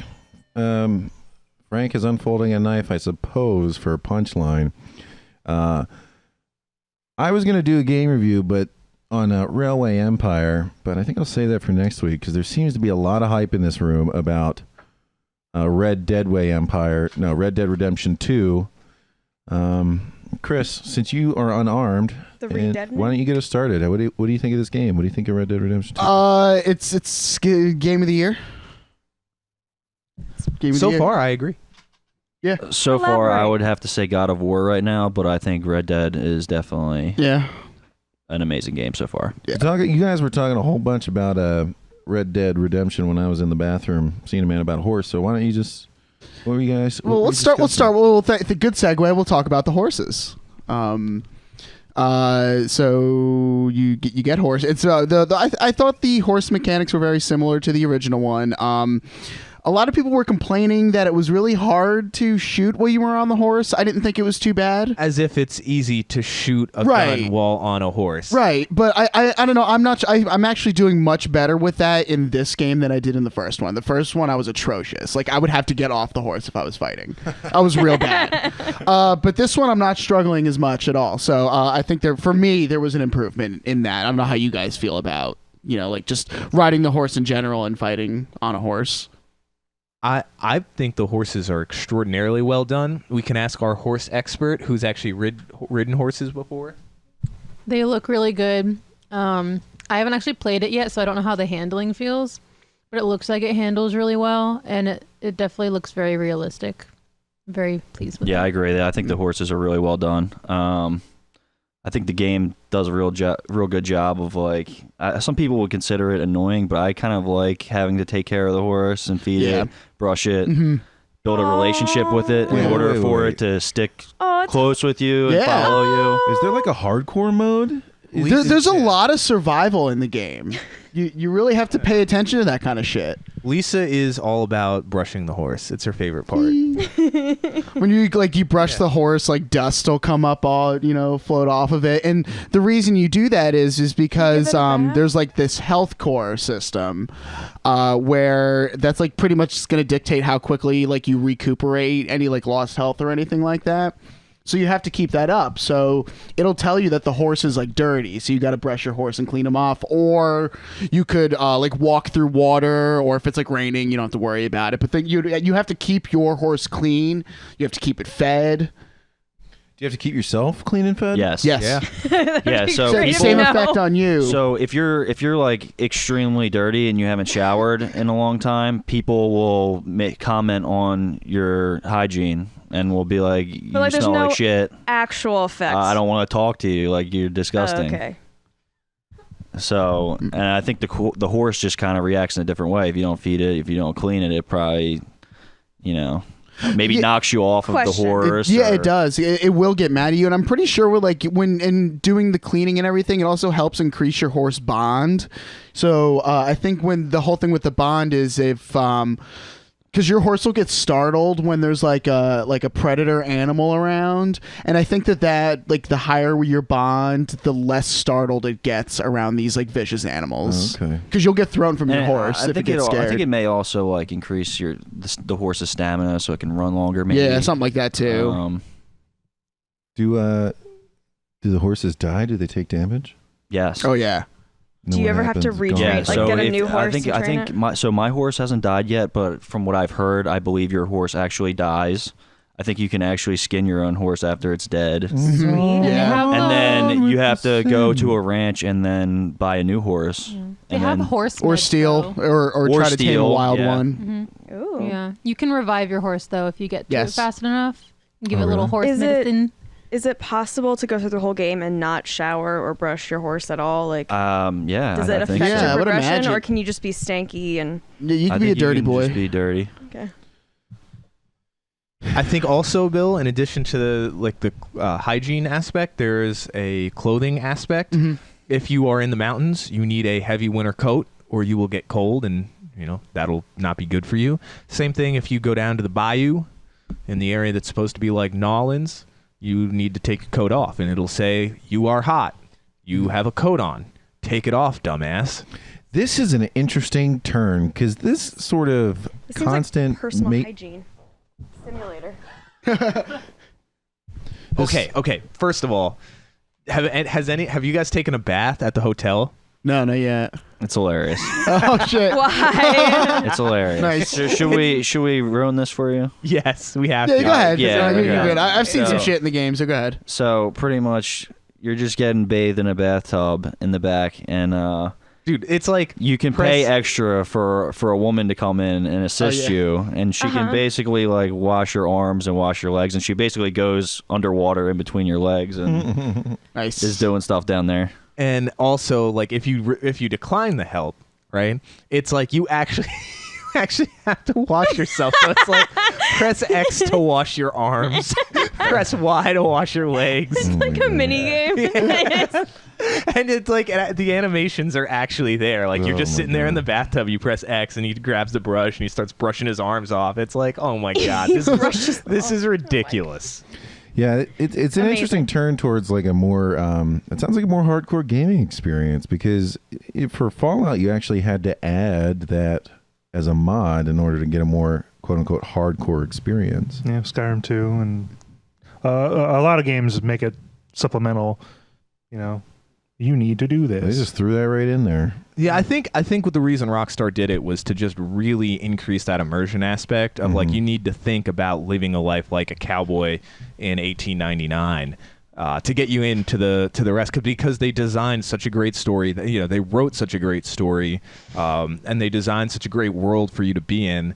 They wanted you to go those extra steps to immerse yourself in it. Obviously this is all self-serving, right? Because I think they're going to come out with some awesome DLC, right? They're going to come out with a lot of stuff probably to add on to the game, and they want people to be immersed in the game to buy that. So what's the deal here with you can't use no words for the name of your horses? Fucking assholes. What I don't What'd get you it. try to name it? Cocksnot? Cocksnot. I tried to name my horse Cocksnot. That's family friendly. I also tried to name it Cum Dumpster. That's not so friendly. And it Do they wouldn't have let me. dumpsters in And it gives me a profanity warning. And Rockstar. Someone's job was to go in there and It's an M-rated game. it's an M-rated game where they say fuck quite a bit in the dialogue of the game. bet she was PETA. So Rockstar can swear all the fuck they want, but I can't. I cannot name my property, my horse, Cocksnot. Also, it's not an online game, so who gives Right. a shit? You also can't name it Not certain yet. celebrities' names. They tried to name it like Sarah Jessica Parker, and that didn't. What the fuck is going on here? You know the sad part about her being a horse face is that meme comes from her saying a line wherein a critic, it's from the movie Ed Wood, which is a dramatized documentary about the schlock auteur Ed Wood, who was a director, Plan 9 from Outer Space, famously, which is long regarded one of the worst movies ever. Movie was made about him. And Sarah Jessica Parker is in it, and she's one of the actresses in the production that movie's production of Plan 9 and other Ed Wood movies. And they're reading a review, and she reads the line where the critic says she has a face like a horse, and it never went away. I never got it. I don't think she particularly has a. I always thought she was attractive. If you go to sarahjessicaparkerlookslikeahorse.com, it might change. Someone your paid mind. for that domain name? It's real. Oh my god! Is it just a picture of her face? It's a whole bunch of pictures of her next to horse faces Here's the that thing, look like her face. But many people often seem to resemble animals of various types. Whatever. I think, yeah, okay. She vaguely conjures the image of a horse, but she's also attractive.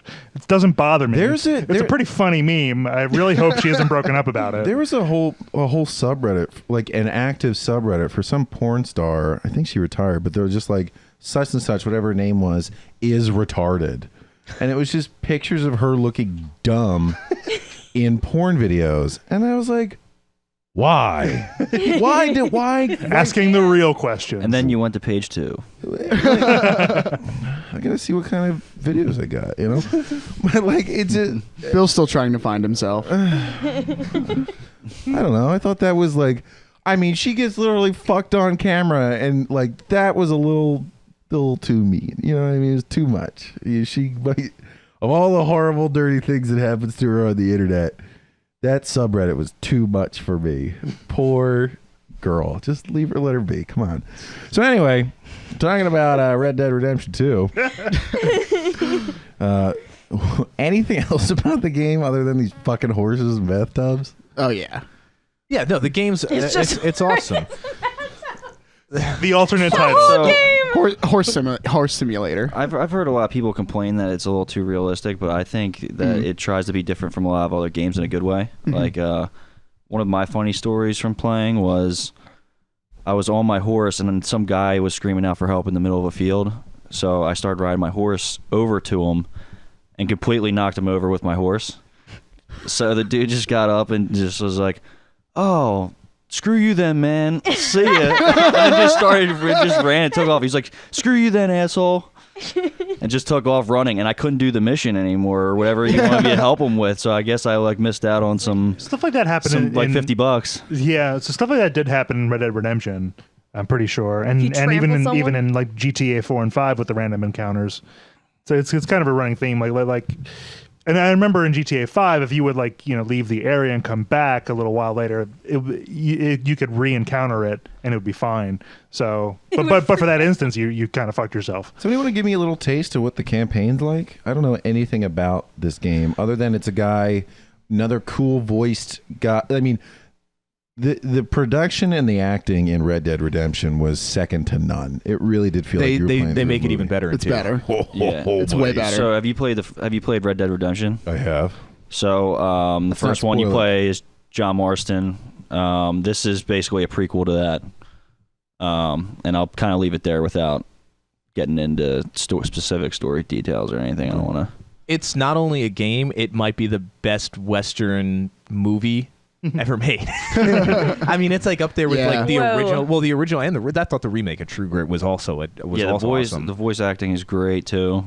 But the camera work that they do in for the game, I don't know who they hired because there's really not that many good like Western directors left anymore.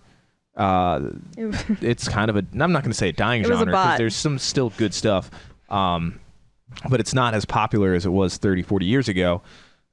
It's unbelievable how good it is. From the scenery that they have, right? One of the best things about Westerns that people loved was the awesome views that they would have of just cowboys riding around their horses. Exactly. Jake has a picture of it up right now. And like I said, the game looks incredible. I mean, it is, when I say photorealistic, I mean, the backgrounds at least, granted, they're far away, so the farther away something is, the easier it is to make it look like reality. It really does. And when you throw it into cinematic camera, so you can toggle at any point, you can toggle the cinematic camera on, right? And the nice thing is, if you have something marked on your map, like a mission marker or something like that, if you just hold A, it will take you there without you having to do anything in cinematic camera, and it'll give you like what you would expect when you're watching a Western and they have those travel scenes where it's like guys walking on a horse. It'll be like 60 to 90 seconds in a movie of just like panoramic views of really nice mountain ranges and forests and streams and all that stuff that these guys are walking through to get to their next thing. Little travel montages. Yeah, exactly. You'll get that in the game yourself, and it never gets old. I've put probably about 20 hours It makes into the game. pain of having to travel anywhere in that game, which is a little slow in terms of riding on a horse to get from place to place. It makes that a lot more tolerable. There's no fast travel? There is fast You travel have once to, you like- unlock the You have to upgrade railway? Dutch's his camp. his camp, and then I think you have to upgrade yours. Yes. And then I think at that point you can get like a fast travel. you can access like the railway or something. Yeah. Yeah, so you can actually and this is something that we were talking about earlier off mic. Over the course of the game, the towns build, right? And you can watch the progress of new buildings being constructed throughout the game, along with new railroad lines. And you can take the railroad wherever you want. You can take the train from one town to the other town, and there's train stops all over the map. So the ticket might be like $3 or something like that. Does your horse go with you? I don't know. I've never tried. I haven't taken the train yet because I haven't really needed to. I haven't gotten to that yet, just because I've still enjoyed really. He goes to the hotel and gets a hand job from a lady in the tub multiple times. So, by the guy with 4 hands. What? So, some of the recent things I've been doing in the game, which have been really awesome, and it's just been taking me away from the main story, is going like hunting. I've got my neck ripped off by a bear. Hunting like is right so out of the fun. Revenant. Hunting is a lot of fun. How's hunting different in this game than it was in the last game? It's more involved. It's somewhat similar. In the last one, you just kind of like rode around looking for 15. So you can boar. like mix different like food concoctions. Like I forget what the one for attracting a bear was, but You can make bait. Yeah, you can make bait to attract the bear. You can also I think it do was like some fish tracking. and like Yeah. you took a fish Fish out of the and ocean. berries or something like that. Fish and chips.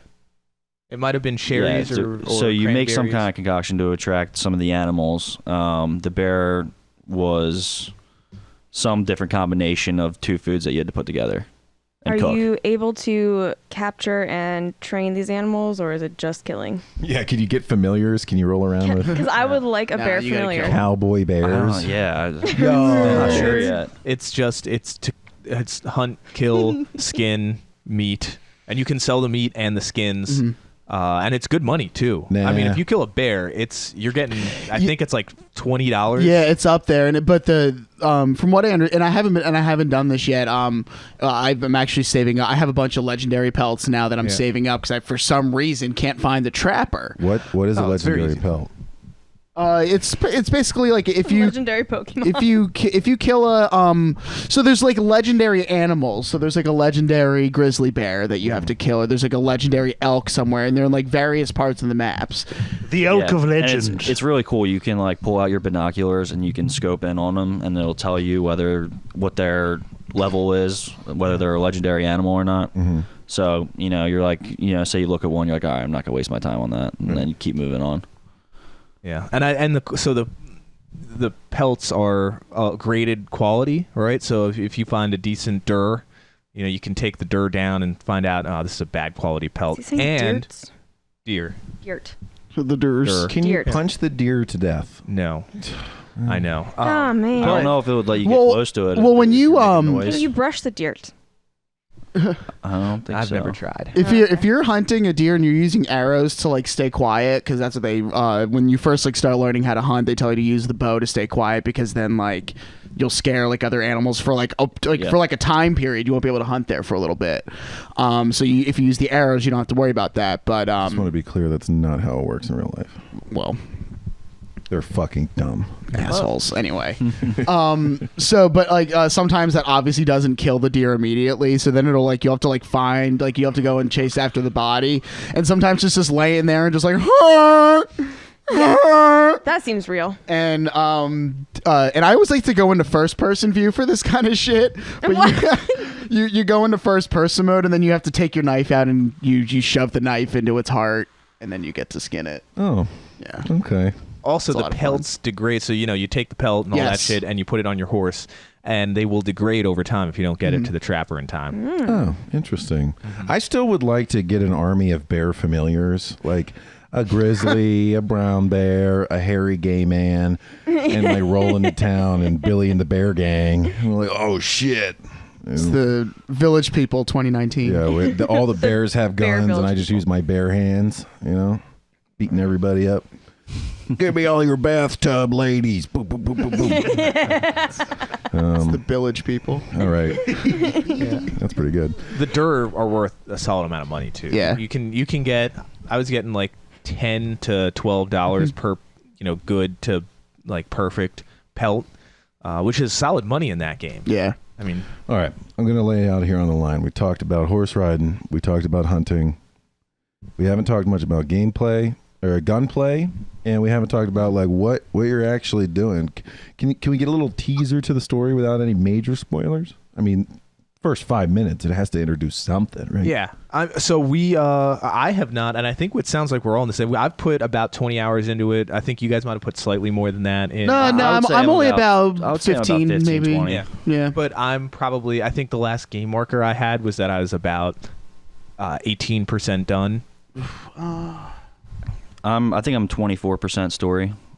I'm slightly behind you, Frank. I think I'm like between 15 and no, but 18. it's not like any of us are at like 50% of the story. Right. So Not like even we, close. we couldn't even tell you a good portion of the story. I will give the setup, right? Sure. You're part of an outlaw gang essentially, and you start off in the mountains escaping the law. With Because, your bear gang, right? Yes. Okay. All the bears. So you're in the mountains and you're escaping the law because you just tried to do a robbery of, I think it was a steamboat, if I remember right. I think so, yeah. Yeah. And it didn't go well, and the law came and tracked you down, so you had to go to the mountains to escape. And yeah, that's how you kind of start out, and you're trying to rebuild. You lost a lot of your money, so Yeah. you're trying to you're all broke, you're low on supplies, you're in a major snowstorm in the mountain. And once you deal with that, it's kind of like you set up camp outside of a little new frontier town, and you got to try and reestablish yourselves. That's pretty cool. So is there a straight-laced way you can go, or is it all crime? So what I've noticed from playing is the game kind of through different story elements tries to get you to choose whether you want to be good or bad, but I felt it pushing me to be bad a lot of times.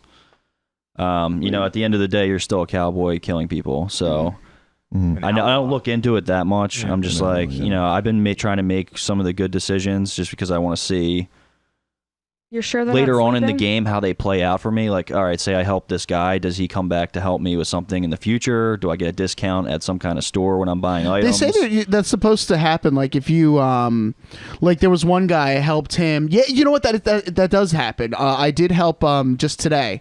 There was a guy that you had to like suck the poison out of his leg. He got bit by a rattlesnake. Yeah, I did the same guy. And then you go to medicine though. I wasn't gonna touch his grimy ass snake. and then I think you run into him at I think I ran into excited to do it. Oh yeah, right. Yes, I'm gonna suck the poison out of this boy's leg. And I think you run into him again in Strawberry, and he's outside the gunsmith, and he goes, "Oh man, you helped me? Yeah, you're cool. Go pick a gun on my tab, and you go and get a free gun." Yeah. I know that there's one is a drunk guy, and he'll ask you for directions back to his wife, and if you give him good directions, he walks back to his house. His wife doesn't let him in. He falls asleep on the porch. If you give him bad directions, he wanders into like a horse barn, kisses a horse on the ass, and it kicks him in the head and kills him. Nice. So, pretty interesting storylines going It's like on the here. same thing, isn't it? But what's even your first mission? Are you out there? Are you robbing stagecoaches? Are you you doing fetch missions? Like what am I looking at here when I pick it up and start rocking? So the first mission is survive in the mountains during a major snowstorm, and there's a rival gang that's up there with you, and you try and you actually go to try and rob like a remote, essentially farmhouse, just some random people that happen to be in a bad place, and you go there, and while you're going around scouting the area out, you see some dead bodies there, and you realize the rival gang is there. Yeah, the rival gang's there, and you got to deal with them, and then you take all that shit. But yeah. I mean, all of the missions are definitely pushing you in the direction of being an outlaw. Mm-hmm. How is the gunplay? How's it feel? It's fine. It's good. Yeah. I don't think it's revolutionary compared to a lot of games out there by any means. It's very Grand Theft Auto, very old Red Dead. Like you pull the left trigger, it'll lock on a character for you. Kill him. There's minimal aiming. So like the auto lock will lock on is to essentially the center of their chest, and then you kind of adjust from there whether you want to try to shoot for the head or. Do you have the cowboy time or whatever the slow motion? Deadeye. Yeah, it'll slow time, and you can mark multiple enemies. Your Deadeye gets upgraded too as you go along. So from what I understand, you get some pretty neat features added to the Deadeye as you progress. Mm-hmm. Also, one thing that I really like, you have to tap the trigger twice for revolvers, double action revolvers, and lever action guns. So you have to actually you hit the trigger and it shoots, and then you have to tap the trigger again for for either to operate the lever action or a pump action, or cock the pistol for Single, I should say single, not double. Yeah. Single action handgun. That's pretty interesting. Yeah, but I forget a lot. And there is, if you get either a semi-auto pistol or a double action pistol, then you don't. Okay, very Yeah. cool. Yeah, it seems like a lot of nice little touches with this game so far. Yeah. The beauty is definitely in the detail of the game. Okay. Yeah. Like the little details. And one of the nicest things, so we talk all the time about Bethesda games, right? That they do those kind of details in their worlds just so well, but then they kind of drop the ball on like the major stuff, and that's where Rockstar really shines. Is they get that detail, and then they don't drop the ball on like the major story. The whole point of why you're buying the game, right? Because it gives you this great story. It gives you essentially a great movie that you can move the narrative on, right? It pushes you in one direction for sure. For instance, I did a mission. You guys probably did this already as well. You break one of your gang members out of jail, and then this is one place where I will actually fault them a little bit, right? So you break your friend out of jail, and it's supposed to, you're going to try and get him out and get out quick before the law shows up. You break this guy out, you hand him a gun. First thing he does is turn around and shoot the other guy that's in jail with him. Like, okay, it's already going downhill real quick. And then he just starts moving throughout the town. Instead of trying to escape, he's going to this other house in town to try and get his guns back and kill his like ex-girlfriend or something like that. And it's sounds good. like when he starts, when you're going, he starts going the opposite direction of escape. You're like, where the hell are you going? He's like, I got some business to attend to. Like, the first time I did that mission, I immediately shot him. Like, nope, not dealing with this. I'm getting the fuck out of here. If this guy wants to be that much of an asshole, like, I went out of my way to save this dude, and now he's going to try and risk my life to do some stupid petty revenge thing. No thanks. You fail the mission. Can you lasso him? And You fail if you kill him? Yeah, you fail if you kill him or well, if he dies. you know what?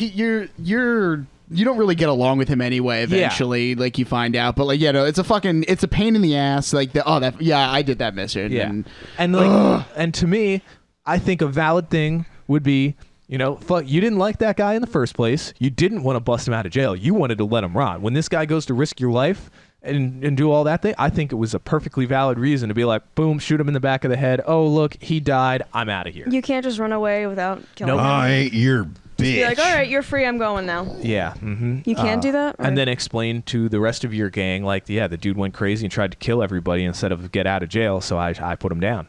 And or he went crazy, tried to kill everybody, and I fucked off. Yeah. Yeah. So you guys are feeling it. Yeah, so far, great game. It's amazing. Definitely. Yeah. But you know what ticked me off about the end of that mission? Is the fucking $300 bounty that comes right? with it. Yeah, Mm-hmm. and I'm still trying to pay can't that shit go- off. go to that town. Yeah. So Right it now. essentially, unless you have an extra $300, which, like, you could go grind for probably an hour and a half and buy a bunch of, like, That's go hunt a pretty bunch much of deer where or I'm something at in the like that. game right now. Is Yeah, I that's have what to I wanna grind do. to Yeah. get to make money right now, or Yeah. else I can't go to that town. You Period. really got to So I be on top of your finances. One of my friends at work who's playing this did mention that, if you just go through the missions, a couple of the missions get you large amounts of money. So that you don't have to grind. But yeah, if you want to get access to those places without having to play through the story. So when you have a bounty, it's in a town, and if you go into that town with an open bounty, they come and fight you? Is that what's going on? If you enter that territory, yeah. In the they'll- territory. Or you yeah. can show up to the post office and pay off your bounty. Okay. So when you go into that territory, what is it, like the marshal shows up, starts blasting? Oh, yeah. Yeah. Yeah, like there's like if you're looking at your map, you'll see like red highlighted areas and that's like kind of like their patrol areas where they're like looking for you. So, there's one part where it's actually pretty much this area in the picture that we were looking at where they will patrol just the shores because you got to do a lot of back and forth between that's like the border of these two like I guess states, right? Yeah. Is it really? And they'll be patrolling the shores looking for you when you're going back and forth and shit. And Is that the sometimes they'll come out of nowhere and fucking find you. Is it on like the Mississippi River? So all I read about the location of the game is it takes place in 4 fictional states. Oh, okay. That's all I've read. So Yeah, but it's America. Utah-istan, Well, that's very Grand Theft Auto as well. Mississippi-stan, They're all stands. Mississippi. Florida-stan, and New York. Those are the fake Yeah, states. the old western New York. Yep. All right. Arkansas. Cool. As you guys progress, we'll keep checking in, see how this goes. Eventually, we are going to do a playthrough of that on the channel. 2 guns and 2 drunk girls. It's going to be a fucking shit show. It's gonna be a long one. It's gonna be a long to make it a series. Oh, you better believe it. It's going to take forever. All right. I am going to do a game review, and I got to tell you, I'm going to lead up front. I'm sorry for the review I'm going to do on this game because I think they tried hard on it. But I don't like it. Railway Empire. I give it 2 out of. Its game stinks. Okay? Now, they got me. They Amazoned me, right? They said it was marked half off for $25, typically $50. You know how Amazon, you'll go shopping for TVs and you'll be looking at it, and then they show you a $4,000 TV. Clearly not in your price range. Well, they know that. The point is, they're softening you up for that $800 one you were looking at. So you go, well, this one's $4,800. That's fine. They're working you. Well, that's how they did me. They said, usually this is $50, but you get it on sale. It's only $25, baby. $25 for a game made in 2018. You know you want it. I said, I do. Now, I don't know if you're like me, but I like trains. Do I like them enough to know shit about them? No. But I do like them. When I was a kid, my dad and I set up trains around the Christmas tree. Little Lionel trains. They go, poop, poop. You put a little smoke in there. They go, whoosh, whoosh, and they pump smoke out around your Christmas tree. Smells good. Hook up. You can light. Bing, bing, bing, bing, bing. Lower crossing arms. A lot of fun. It was a lot of fun. You're exhausting our sound budget here. Additionally, I watched Thomas the Tank Engine. It's all on YouTube. You want to go back and catch As up? are dozens of awesome hip hop mashups Yes. with the theme song from Thomas the Biggie, Tank. Biggie Smalls and Thomas the Tank Engine The is best one of the one. greatest things I've ever seen in It's my the life. best one. My Go po- do that after the show. My point being, I'm looking I for will. a good old train game. I want to run train companies. You want to run train on train companies? or I just- played. So there's Railroad Tycoon, which I mean, it's like your anything tycoon. I got the original for Microsoft, like DOS or whatever it is, or I don't even know if it's Microsoft. It's a DOS game back before the Windows, the Microsoft Windows. I loaded up once and I couldn't figure it out. I was a puke kid. I couldn't remember anything. Got 2. I think that was on there's Railroad Tycoon 2, like Super Deluxe Silver Bullet Edition, whatever. I got that. Had lots Did of Bob fun. Seger do the theme song? I don't know. But I was young and dumb, so I didn't really explore the full depths of the game. However, it has a basic economy. You can buy businesses. You can develop rail lines.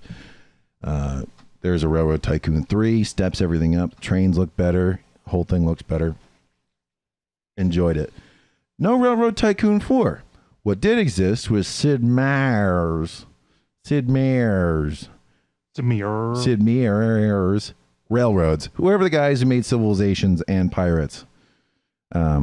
Sid Meier's. He made a train game. Sid Why? Meier's Yeah. Why, For I those- don't know. trying to translate. That's- Oh, Set of Moyes. So it Sid is Meier. I guess it's the spiritual successor to Railroad Tycoon 3. I was looking for Railroad Tycoon 4. It didn't exist. Sid Meier's, whatever. And we know Your- Sid Meier. He likes to do his, economy building simulation shit. Fine. Good. Dandy. You could issue stocks to make money. It would drive down the price of your stocks. You could buy back to drive it up. You could buy businesses. You could get to resources. All sorts of good stuff.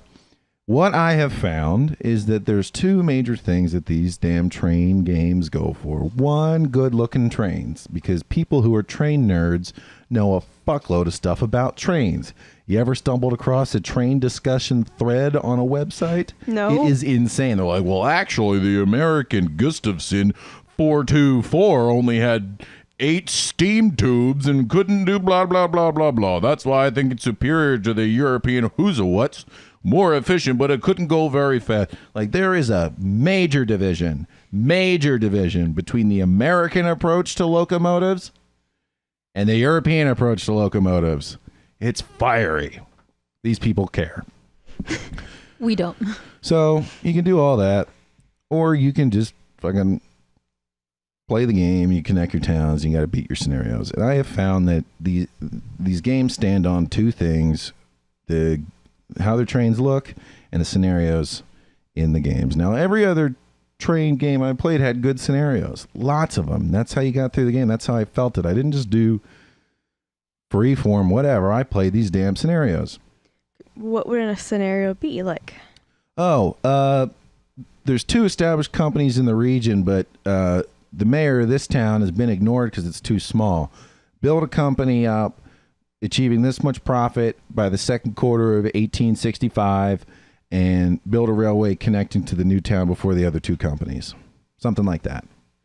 Well, here comes Railway Empire. Boy, it looks good. Nice videos, positive feedback. $50. I, like a fucking dummy, said, oh, this must be a full-size train game. I need it. Just like I'll that. treat myself. Half off, bought it. Boom, $25. No research. Living on the edge. So I fired up. And, toot toot. That's the sound you need to hear on every train game. Toot toot. I'm a fuck yeah. All right, here we go. Give me some of these trains. So I start getting into the game, and I go right to the campaign. I And think we figured out the kind of porn Bill likes. Train porn, Some train rule 34. steam porn. Oh my goodness. Oh, it's beautiful. I got to tell you, Sorry, that was just there. Couldn't. this is where I started to be shaketh. Started to get shook. I open the campaign, and it brings me to a character select page. And it's one guy. You I can can select one. I can select one guy. And it's not like your Mortal Kombat or whatever, where you can see the shadowy outlines of other figures that you unlock. No, it's one guy. And he's the industrialist, and he has a couple of bonuses. And they're like, you can buy businesses without going to an auction. And I was like, all right, I guess that's good. And the other one's like, you're a pussy. -5% something. I don't know. I said, all right, let's fucking do this. That's his other quality. Yeah. So let's rock. And I get in there, and the scenario is like, you're near the Mississippi. You got to fucking make these train towns. Let's go. There's other companies in the region. And this is the part where I'm starting to be like, I don't think this is an American game.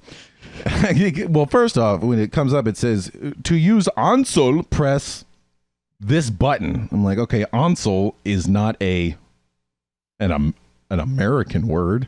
What does it It's mean? not English. I don't know. I think it's German. So this is made by, I think it's Calypso. Really published it, and they had something to do with the development. Here, let me look it up. Here we go. But really, it's made by Gaming Minds. And this is why I feel bad for this review, because listen to this. We are developing games for PC and game consoles since 1992. Our team consists of industry veterans and young, talented developers who created some of the most popular video games in Germany. Very nice, very straightforward.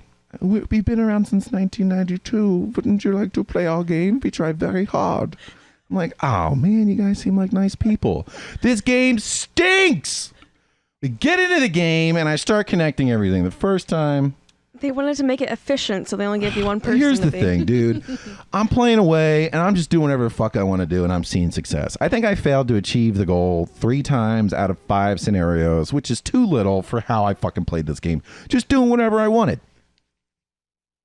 Now, they add certain things that make it feel like it's a real sim game, right? So... the trains, they can't drive on the same track. They'll bump into each other, and then they go, I'm too stupid to figure out how to drive. In like Sid Meier's railroads, they just slow down as they pass each other. They go, in real life, you'd figure this out. No, you have to build side tracks. You're like, okay, cool. This will work. You build side tracks, and the trains use those to get around each other until you have too many trains, and then they're like, we're too fucking dumb. And then you got to pull out your signpost and say, okay, you can stop here as a train, or else it'll just sit in the station. I have had trains blocked by trains on the total other end of the rail line because I don't have a stop sign somewhere in between, and sit there unmoving for 6 months because this game is just buggy enough that when I loaded it this time, I wasn't getting proper alerts that these trains weren't moving. Okay? Sat there for 6 months. My company lost like $800,000 that quarter.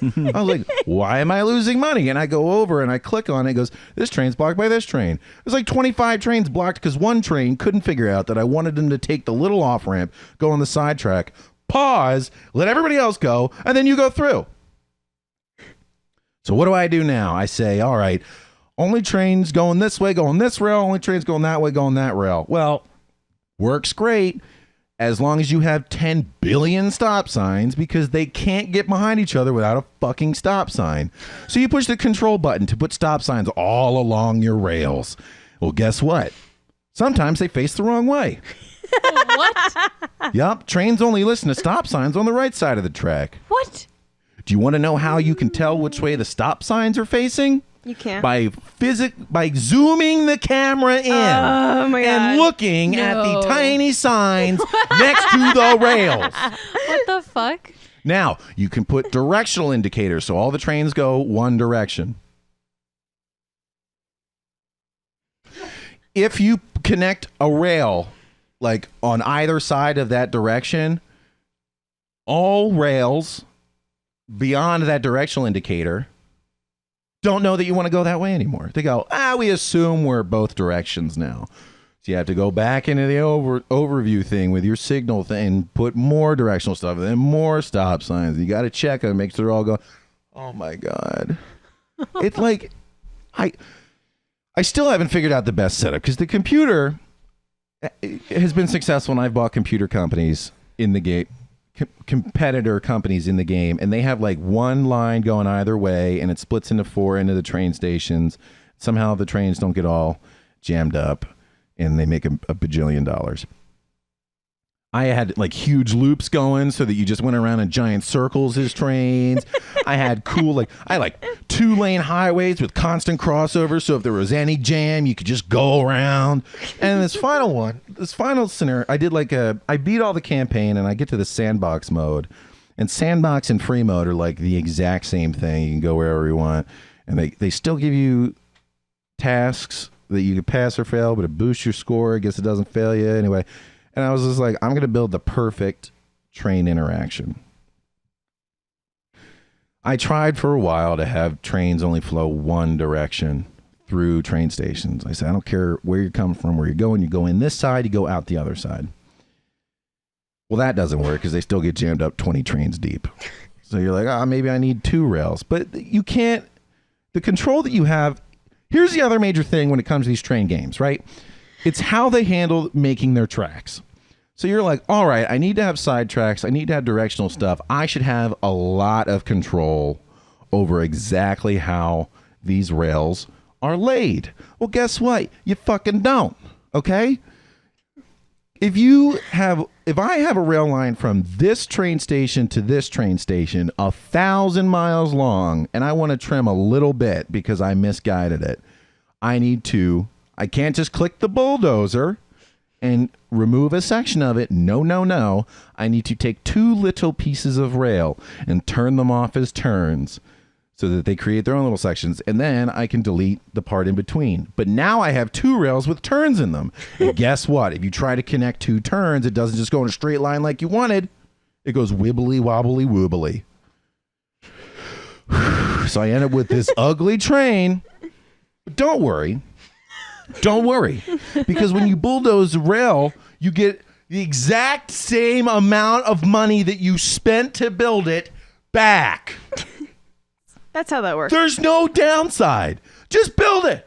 If you don't like it, take it away. I have literally built like $200,000 rail lines because one train is blocking 60 trains, and I shoot them off to the moon. I'm like, go over to this town, just get the fuck out of here. And once he gets there, I destroy the rail line. I saved the game, saved everybody in the game. All the trains are running because this fucking dummy. Apparently he found the one section of rail line in my 4,000 lines that didn't have a go one direction thing. There was no downside. There's all sorts of shit you can level up your office. You're like, ooh, like you bribe local officials. Railways are 15% less expensive. Ooh, you know, like you're popular in town, so you get more applicants because there's fucking people you put on your goddamn trains, security guards, rail conductors, engineers, fucking stokers shoving coal in, and guess what? You get reliability bonuses, and you get some fucking passengers happy. And guess what? It's Don't stroke out. Don't worry, because if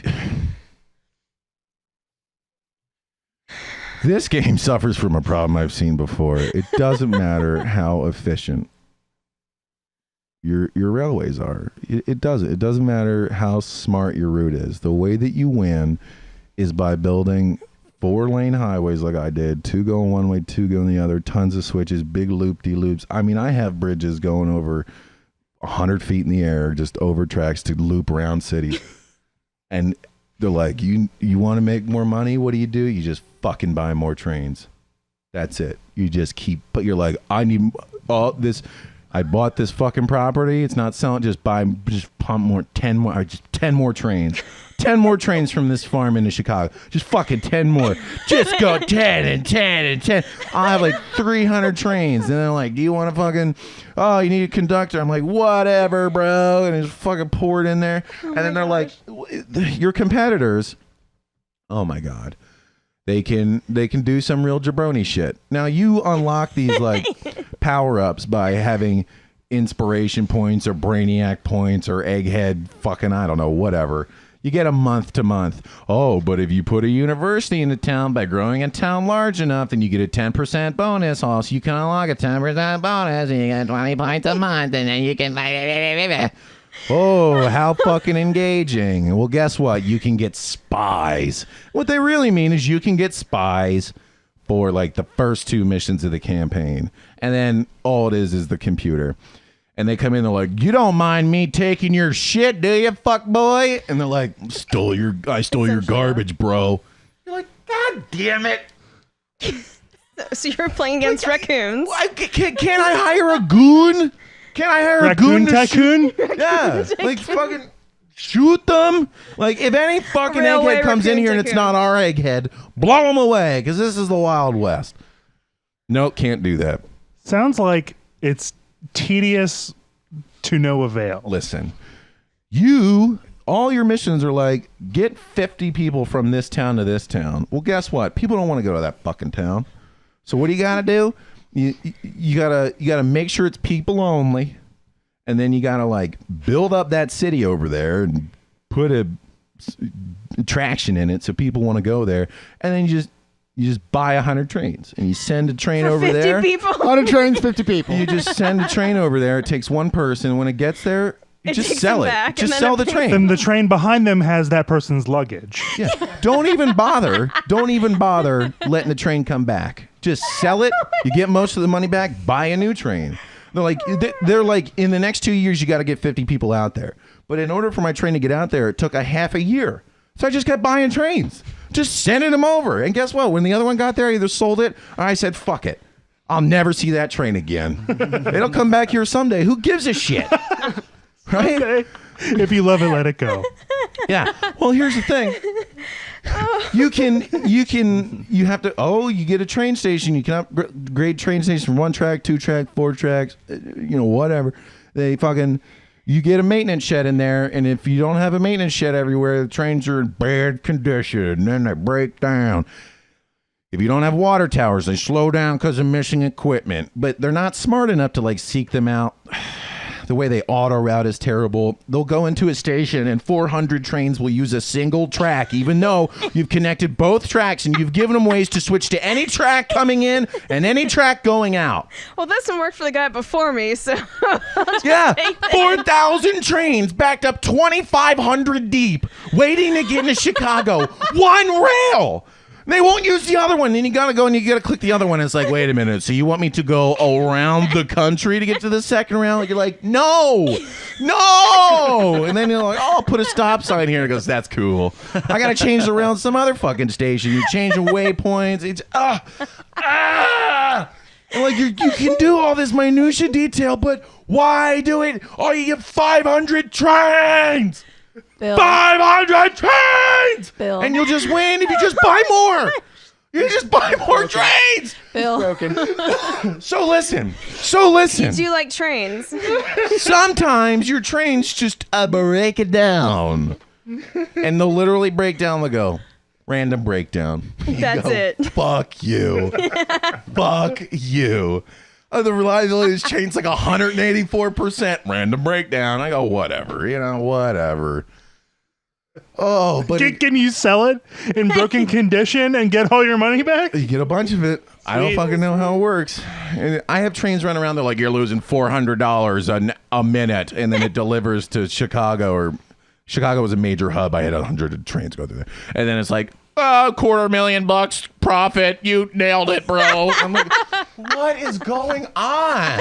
Can't keep track of your Oh my finances. god! Do you know how you grow? You know how you grow towns? Buy more trains. Yeah, That seems to be the theme They here. have like 60. They have wants. And they're like, oh, we want this stuff, and then you just run More it there. trains. You just run it there, and if you I get just need over, more trains. I need more of them. if it gets over 60%, then the town grows. And hooray! Train Then you can put a fever. new industry in there, but you can't buy an industry unless another town already wants it.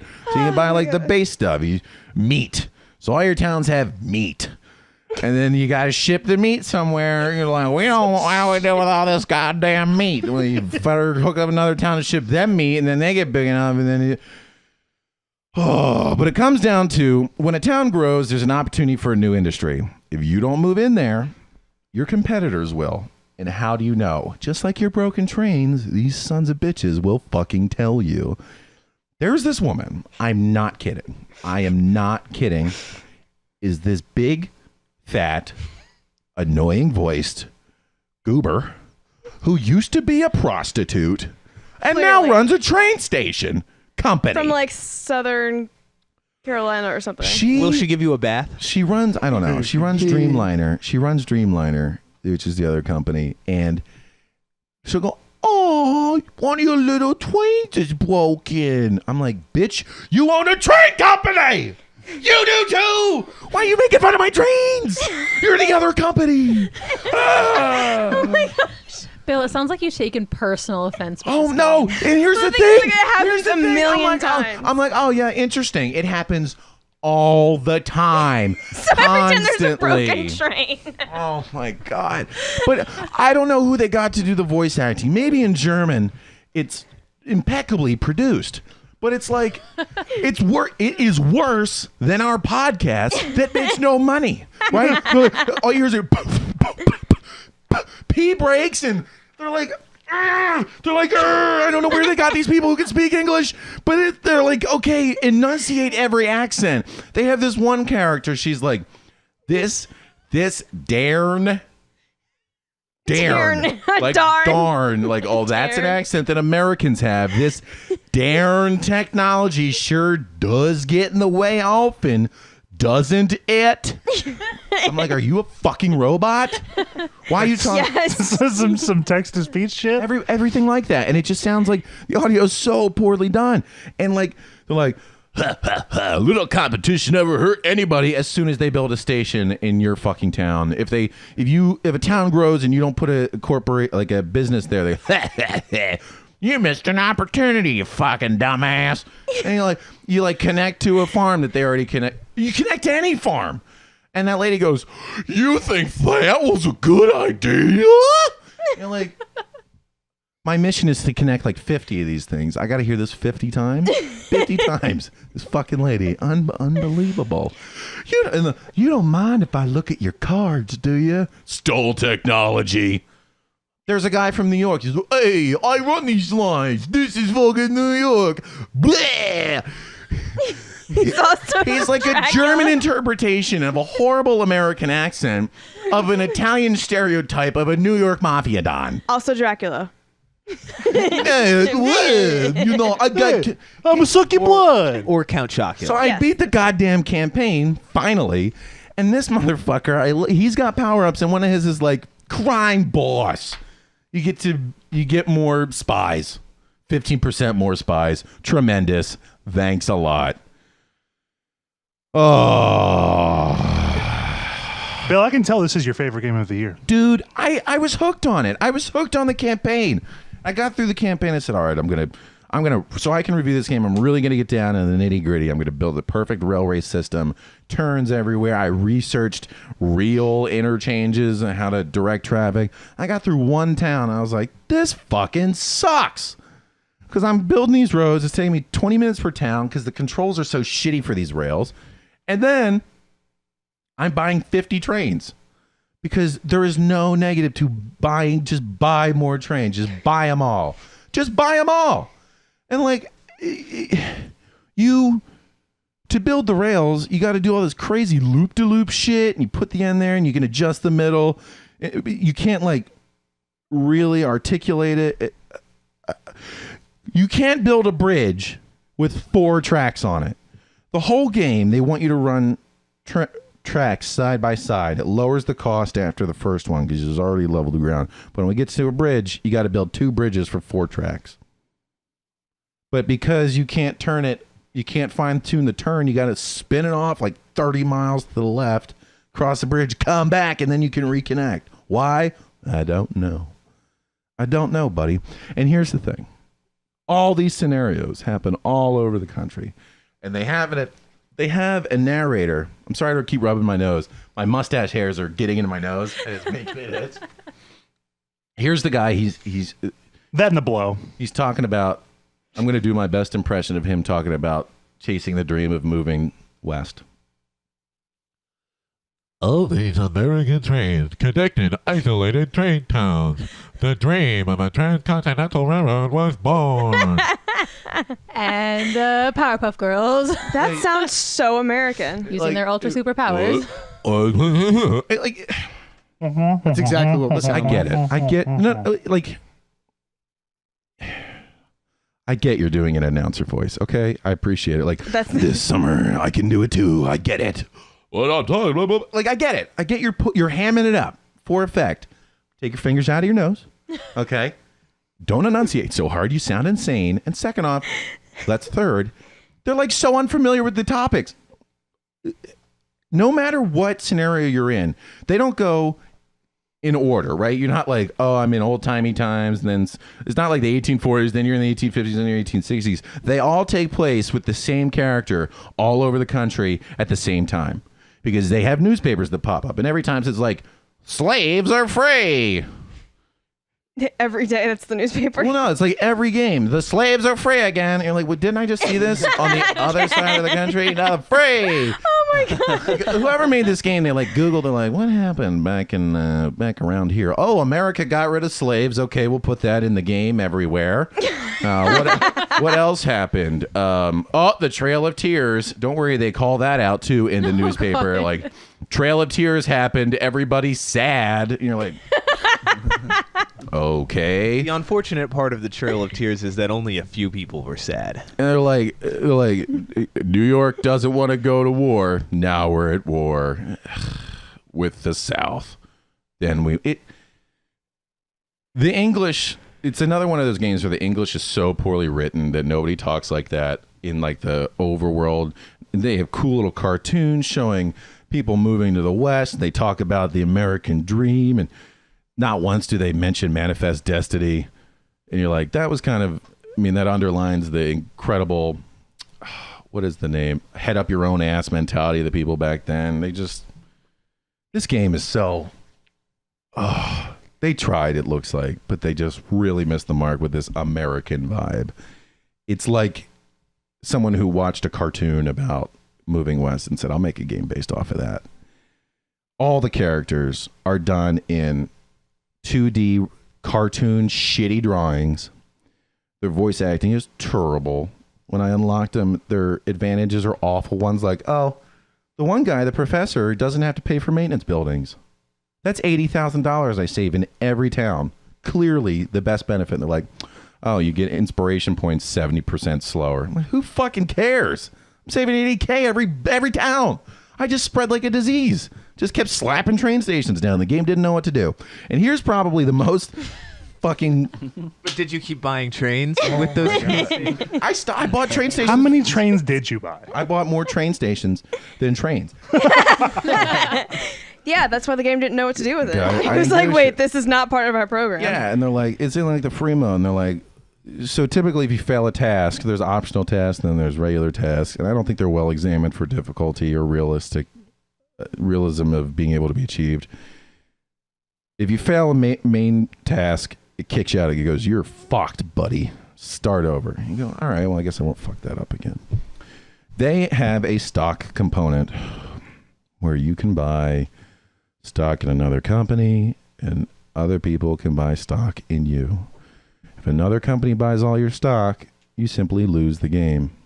Is there any way to prevent them from doing this? Can you perhaps buy back your stock to drive up the price? No. You just let it happen. Alternatively, is there anyone to buy the stock other than the competing companies? No. Not at all.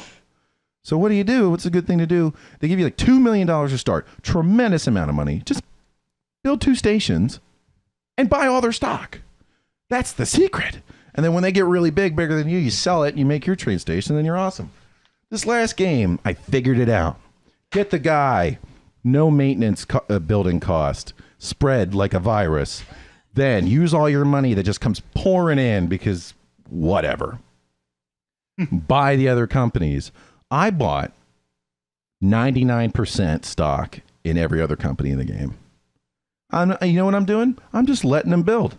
Because as they build out their company, I won't have to do anything, and I'll just buy it. But when you buy another company, the other game automatically sells all of their trains. You have to remake their routes. Why? Why? I want their trains. I want their stuff. Nope, sold it. You get 30 cents on the dollar. Dude. Ah! I was looking into this game. I said, please save me early on. Somebody tell me that this gets better. Somebody tell me this is what I want. And I was reading through it. I was like, oh, okay. You do this. This game is good if you do this. Somebody goes, man, this game can be fun, but it's basically a mobile game. Bum, bum. And I sat there, shooketh to my core. My head in my hands. I said, oh, my God. I paid $25 on no research for a dressed up PC port of a mobile game. Because all you have to do is just buy more. Just click. You don't even, it doesn't matter what your rail lines do. You just connect towns. Just click more trains, click more towns, click more businesses. Just connect. I mean, I had train lines just fucking from like one end of the country, direct line to the other one. Just straight line, one rail. I had 400 trains using it. Go in one direction. Get to the other end and I sell it.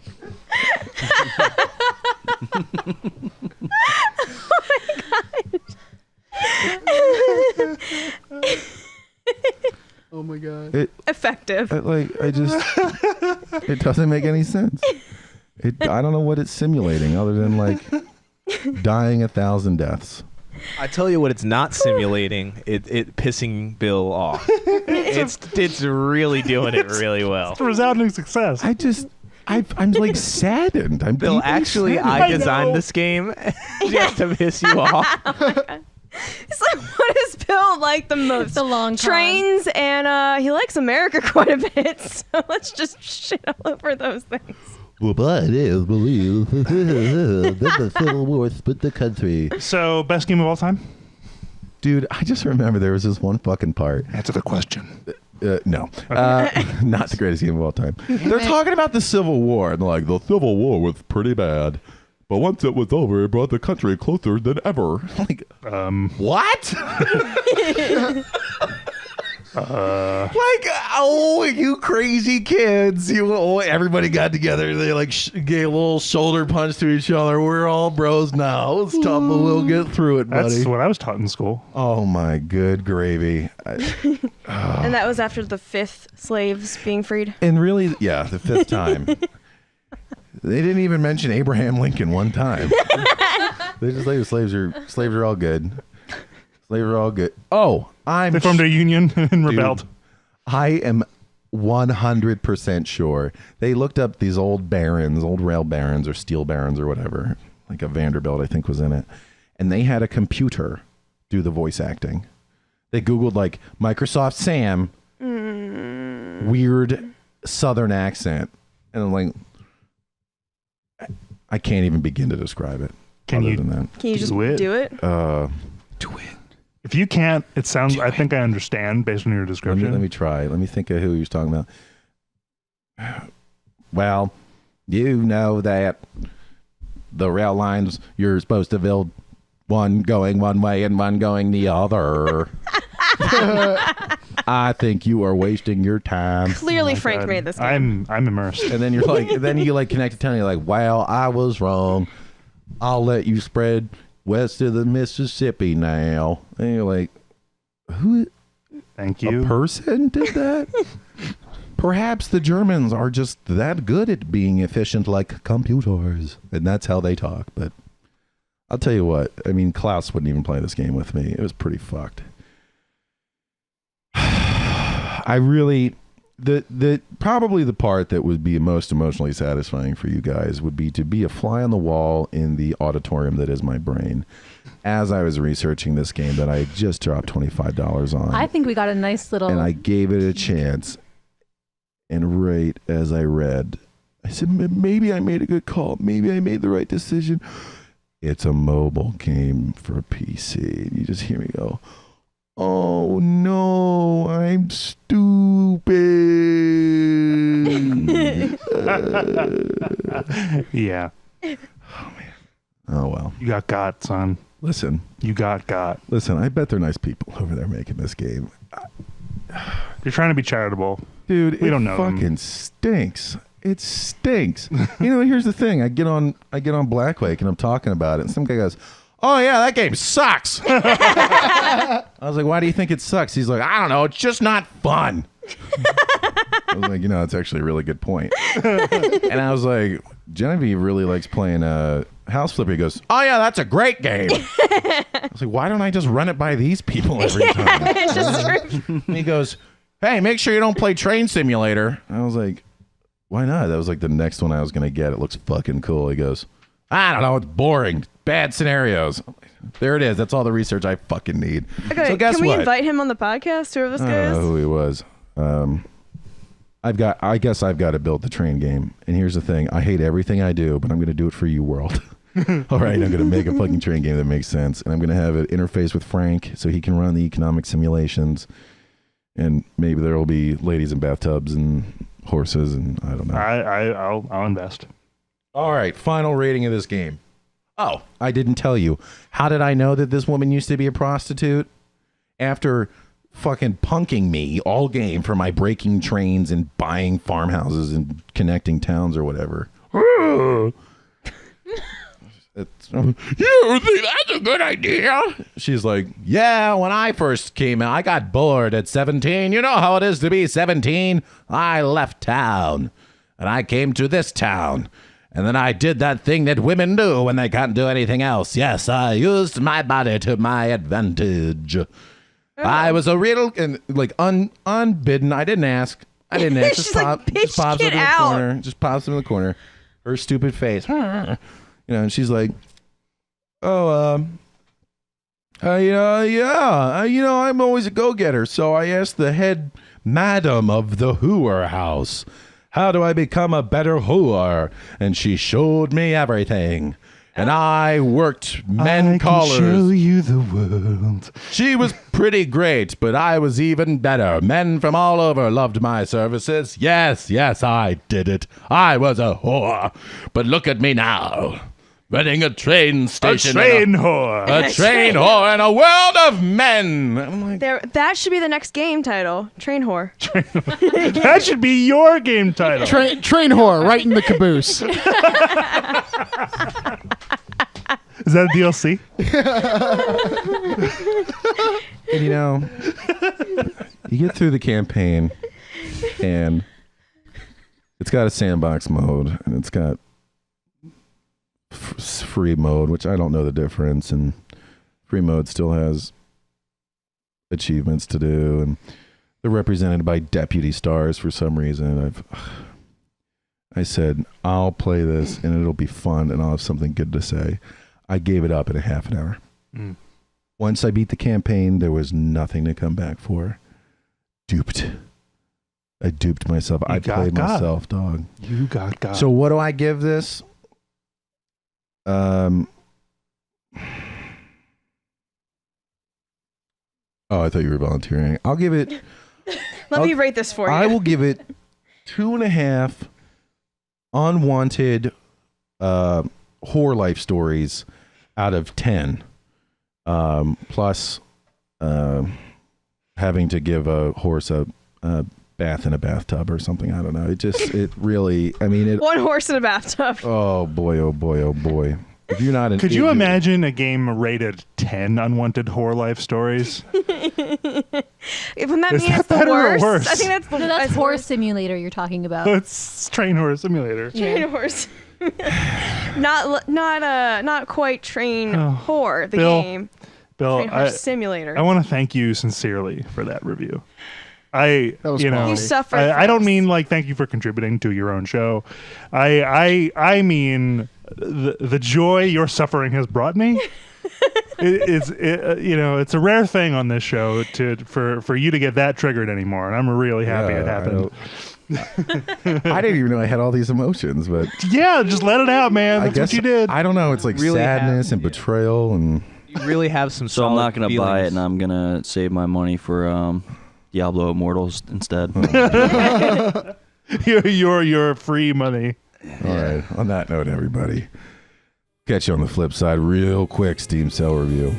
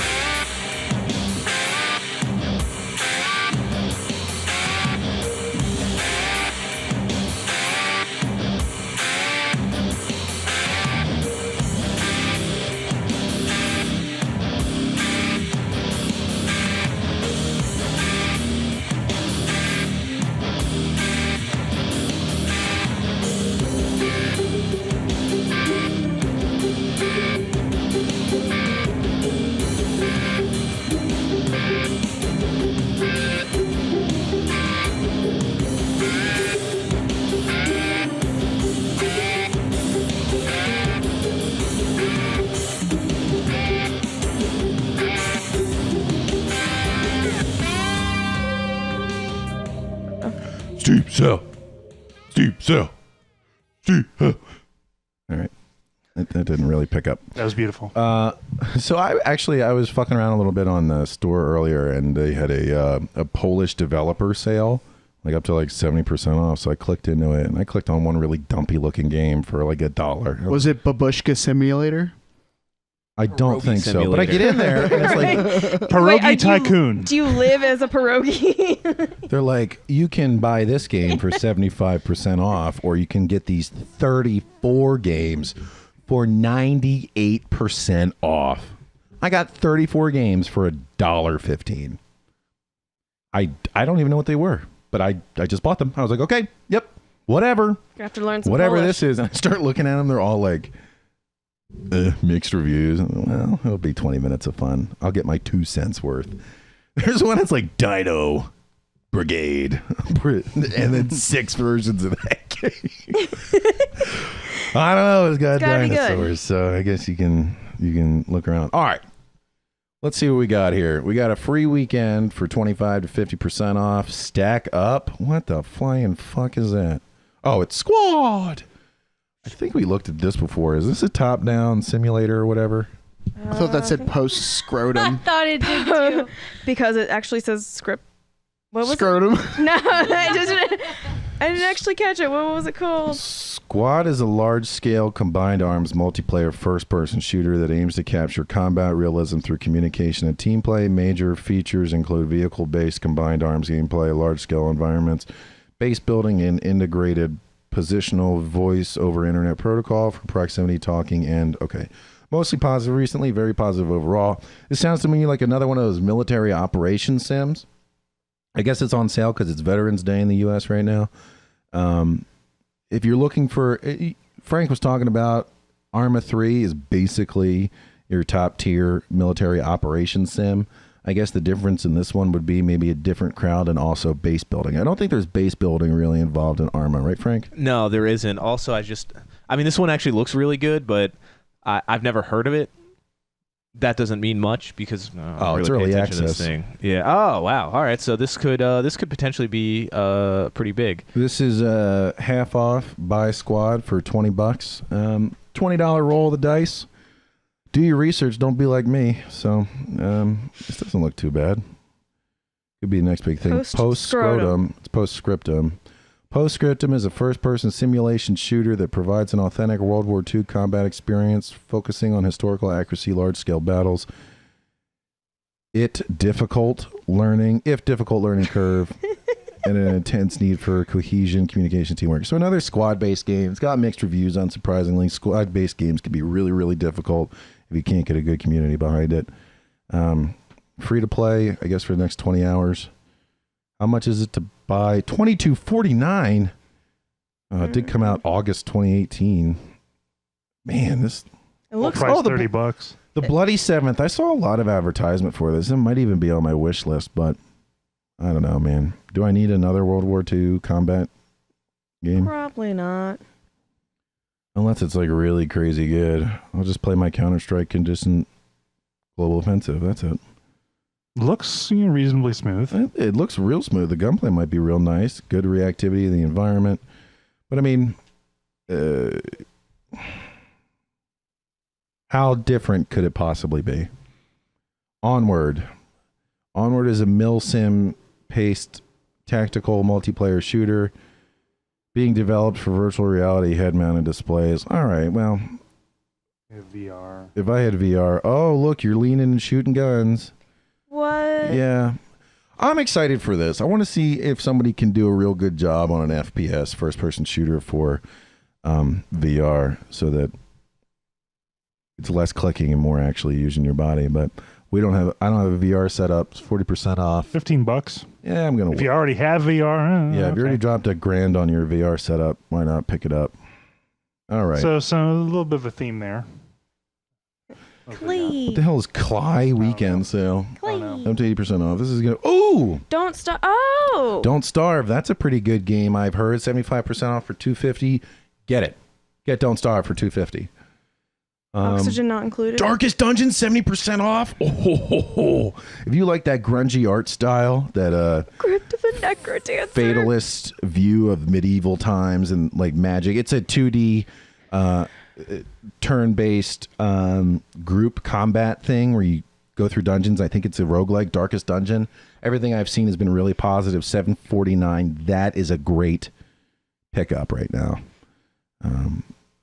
Some other pretty neat titles on here. Whatever Eats Munchies in. It's got a rabbit, so that's cute.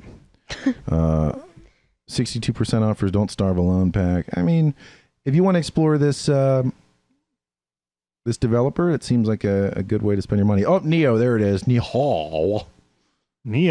I haven't played this. I've heard many good things about it. It's like a feudal Japan themed Bloodborne / Demon Souls, or Dark Souls.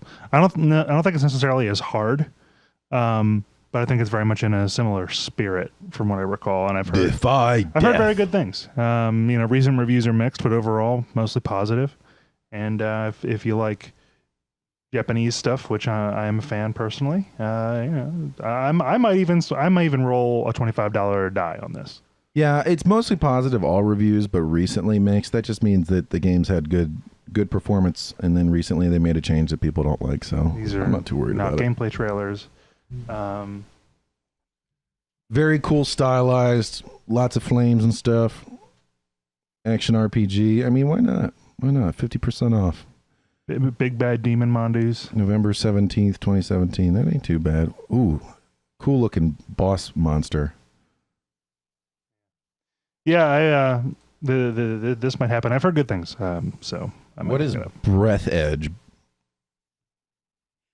Breathed. Experience the life of a simple guy with simple needs who tries to survive in the depths of the deep space. The deep space. Explore, build, kick corpses, and poke everything with a chicken. What? So you're a simpleton with a chicken. So a dumb guy in. I don't need to see Chris's life, okay? Wait, is this Astronaut Farmer? Hey. This Astronaut Farmer, the game. Astronaut farts? Breath Edge. This come on. feels like Okay. this Penguin of Doom, so lay random. Is that a like, Hitler? That looks like a Yeah. Hitler Russian doll? doll in space. oh, That's here's a your fucking chicken. the immortal. That's a Oh. live chicken. The immortal chicken. What? Who? So there was a What? series of puzzles that you solved with this chicken. So this is a zany like. What's that? Dead Space. A zany first-person Dead Space minus monsters. Early access. Plus chickens. What are they selling this chickens. bitch for? $12. Nope. See you later, nerd. Maybe I if, think that would be worth it for $5. maybe if I was, Yeah. dude. If I I was, mean, it's pretty 13 well put I mean, together. it looks fun. Yeah. It looks good. It looks fun. Yeah, I'd probably throw 5 at it. Also, you guys forget that I am super fucking Jewish about It this just shit. came out in this September. Wow. And full price is $16. So it'll probably hit that $5 marker pretty soon. But I don't know. This looks kind of fun. Looks like somebody tried hard. It just doesn't seem up old Billy Boy's alley. Ark, dinosaur fark. Ark, scorched Yep. earth. Expansion packs. Yeah, what are you doing? You're fighting dinos? I don't know. This I don't know, is season, it yeah. appears to be expansions for a game, so I don't give a fuck. Bye. The Long Dark, I think we covered on Steve's. Yeah, that was good. 75% off, $750. This game is Yeah. worth $750. Yeah, I did put it in my wish list after we last talked about it, Yeah, and I was pretty excited to talk I'm gonna about go this home a and little pick bit. this up. Fuck it. It's a survival game. Fuck, I Long think Dark. you have to like hunt and not Not die. die. There are no zombies, only you, the cold, and the threats Mother Nature can muster. In the It's description. nice to move away from the Zambambarinos for once. I mean, this is pretty neat for like, I don't want, it's with the environment horror, you know what I mean? You're lost in the middle of a snowy wasteland and you find you find a lot of human like buildings and shit, but it barely helps you. It's pretty scary. Mm. Yeah, this might be getting picked up for $750. Oh yeah. Oh yeah. Oh yeah. All right. We already watched Squad. We don't need Tyranny. Let's look at that. What do you mean, America today? What? I'm woke. I'm woke. What? What? What are you talking about? Experience a story-driven RPG. Oh, wait, I gotta do. Experience a story-driven RPG where your choices mean the They stole difference that in map the from world. Avatar. That is the shortest description I've seen on one That of is these. straight up the Avatar Last Airbender map. And everything set up changed. when the Fire Nation attacked. Oh boy. So Only the Avatar. Oh, you kicked a guy over the edge. I have no idea what the fuck this is. It's an RPG, a story, a big story. Choices matter. Choices matter. they're pushing that angle very hard. Choices. Choices matter. matter. The demon guy See, will that is- remember that. That map in the trailer, they've straight Is up this stolen the it same from. trailer twice? No. Oh boy. Oh shit. Low budget animation. Cool art will pan across. How much is it? Where is it? $15. No.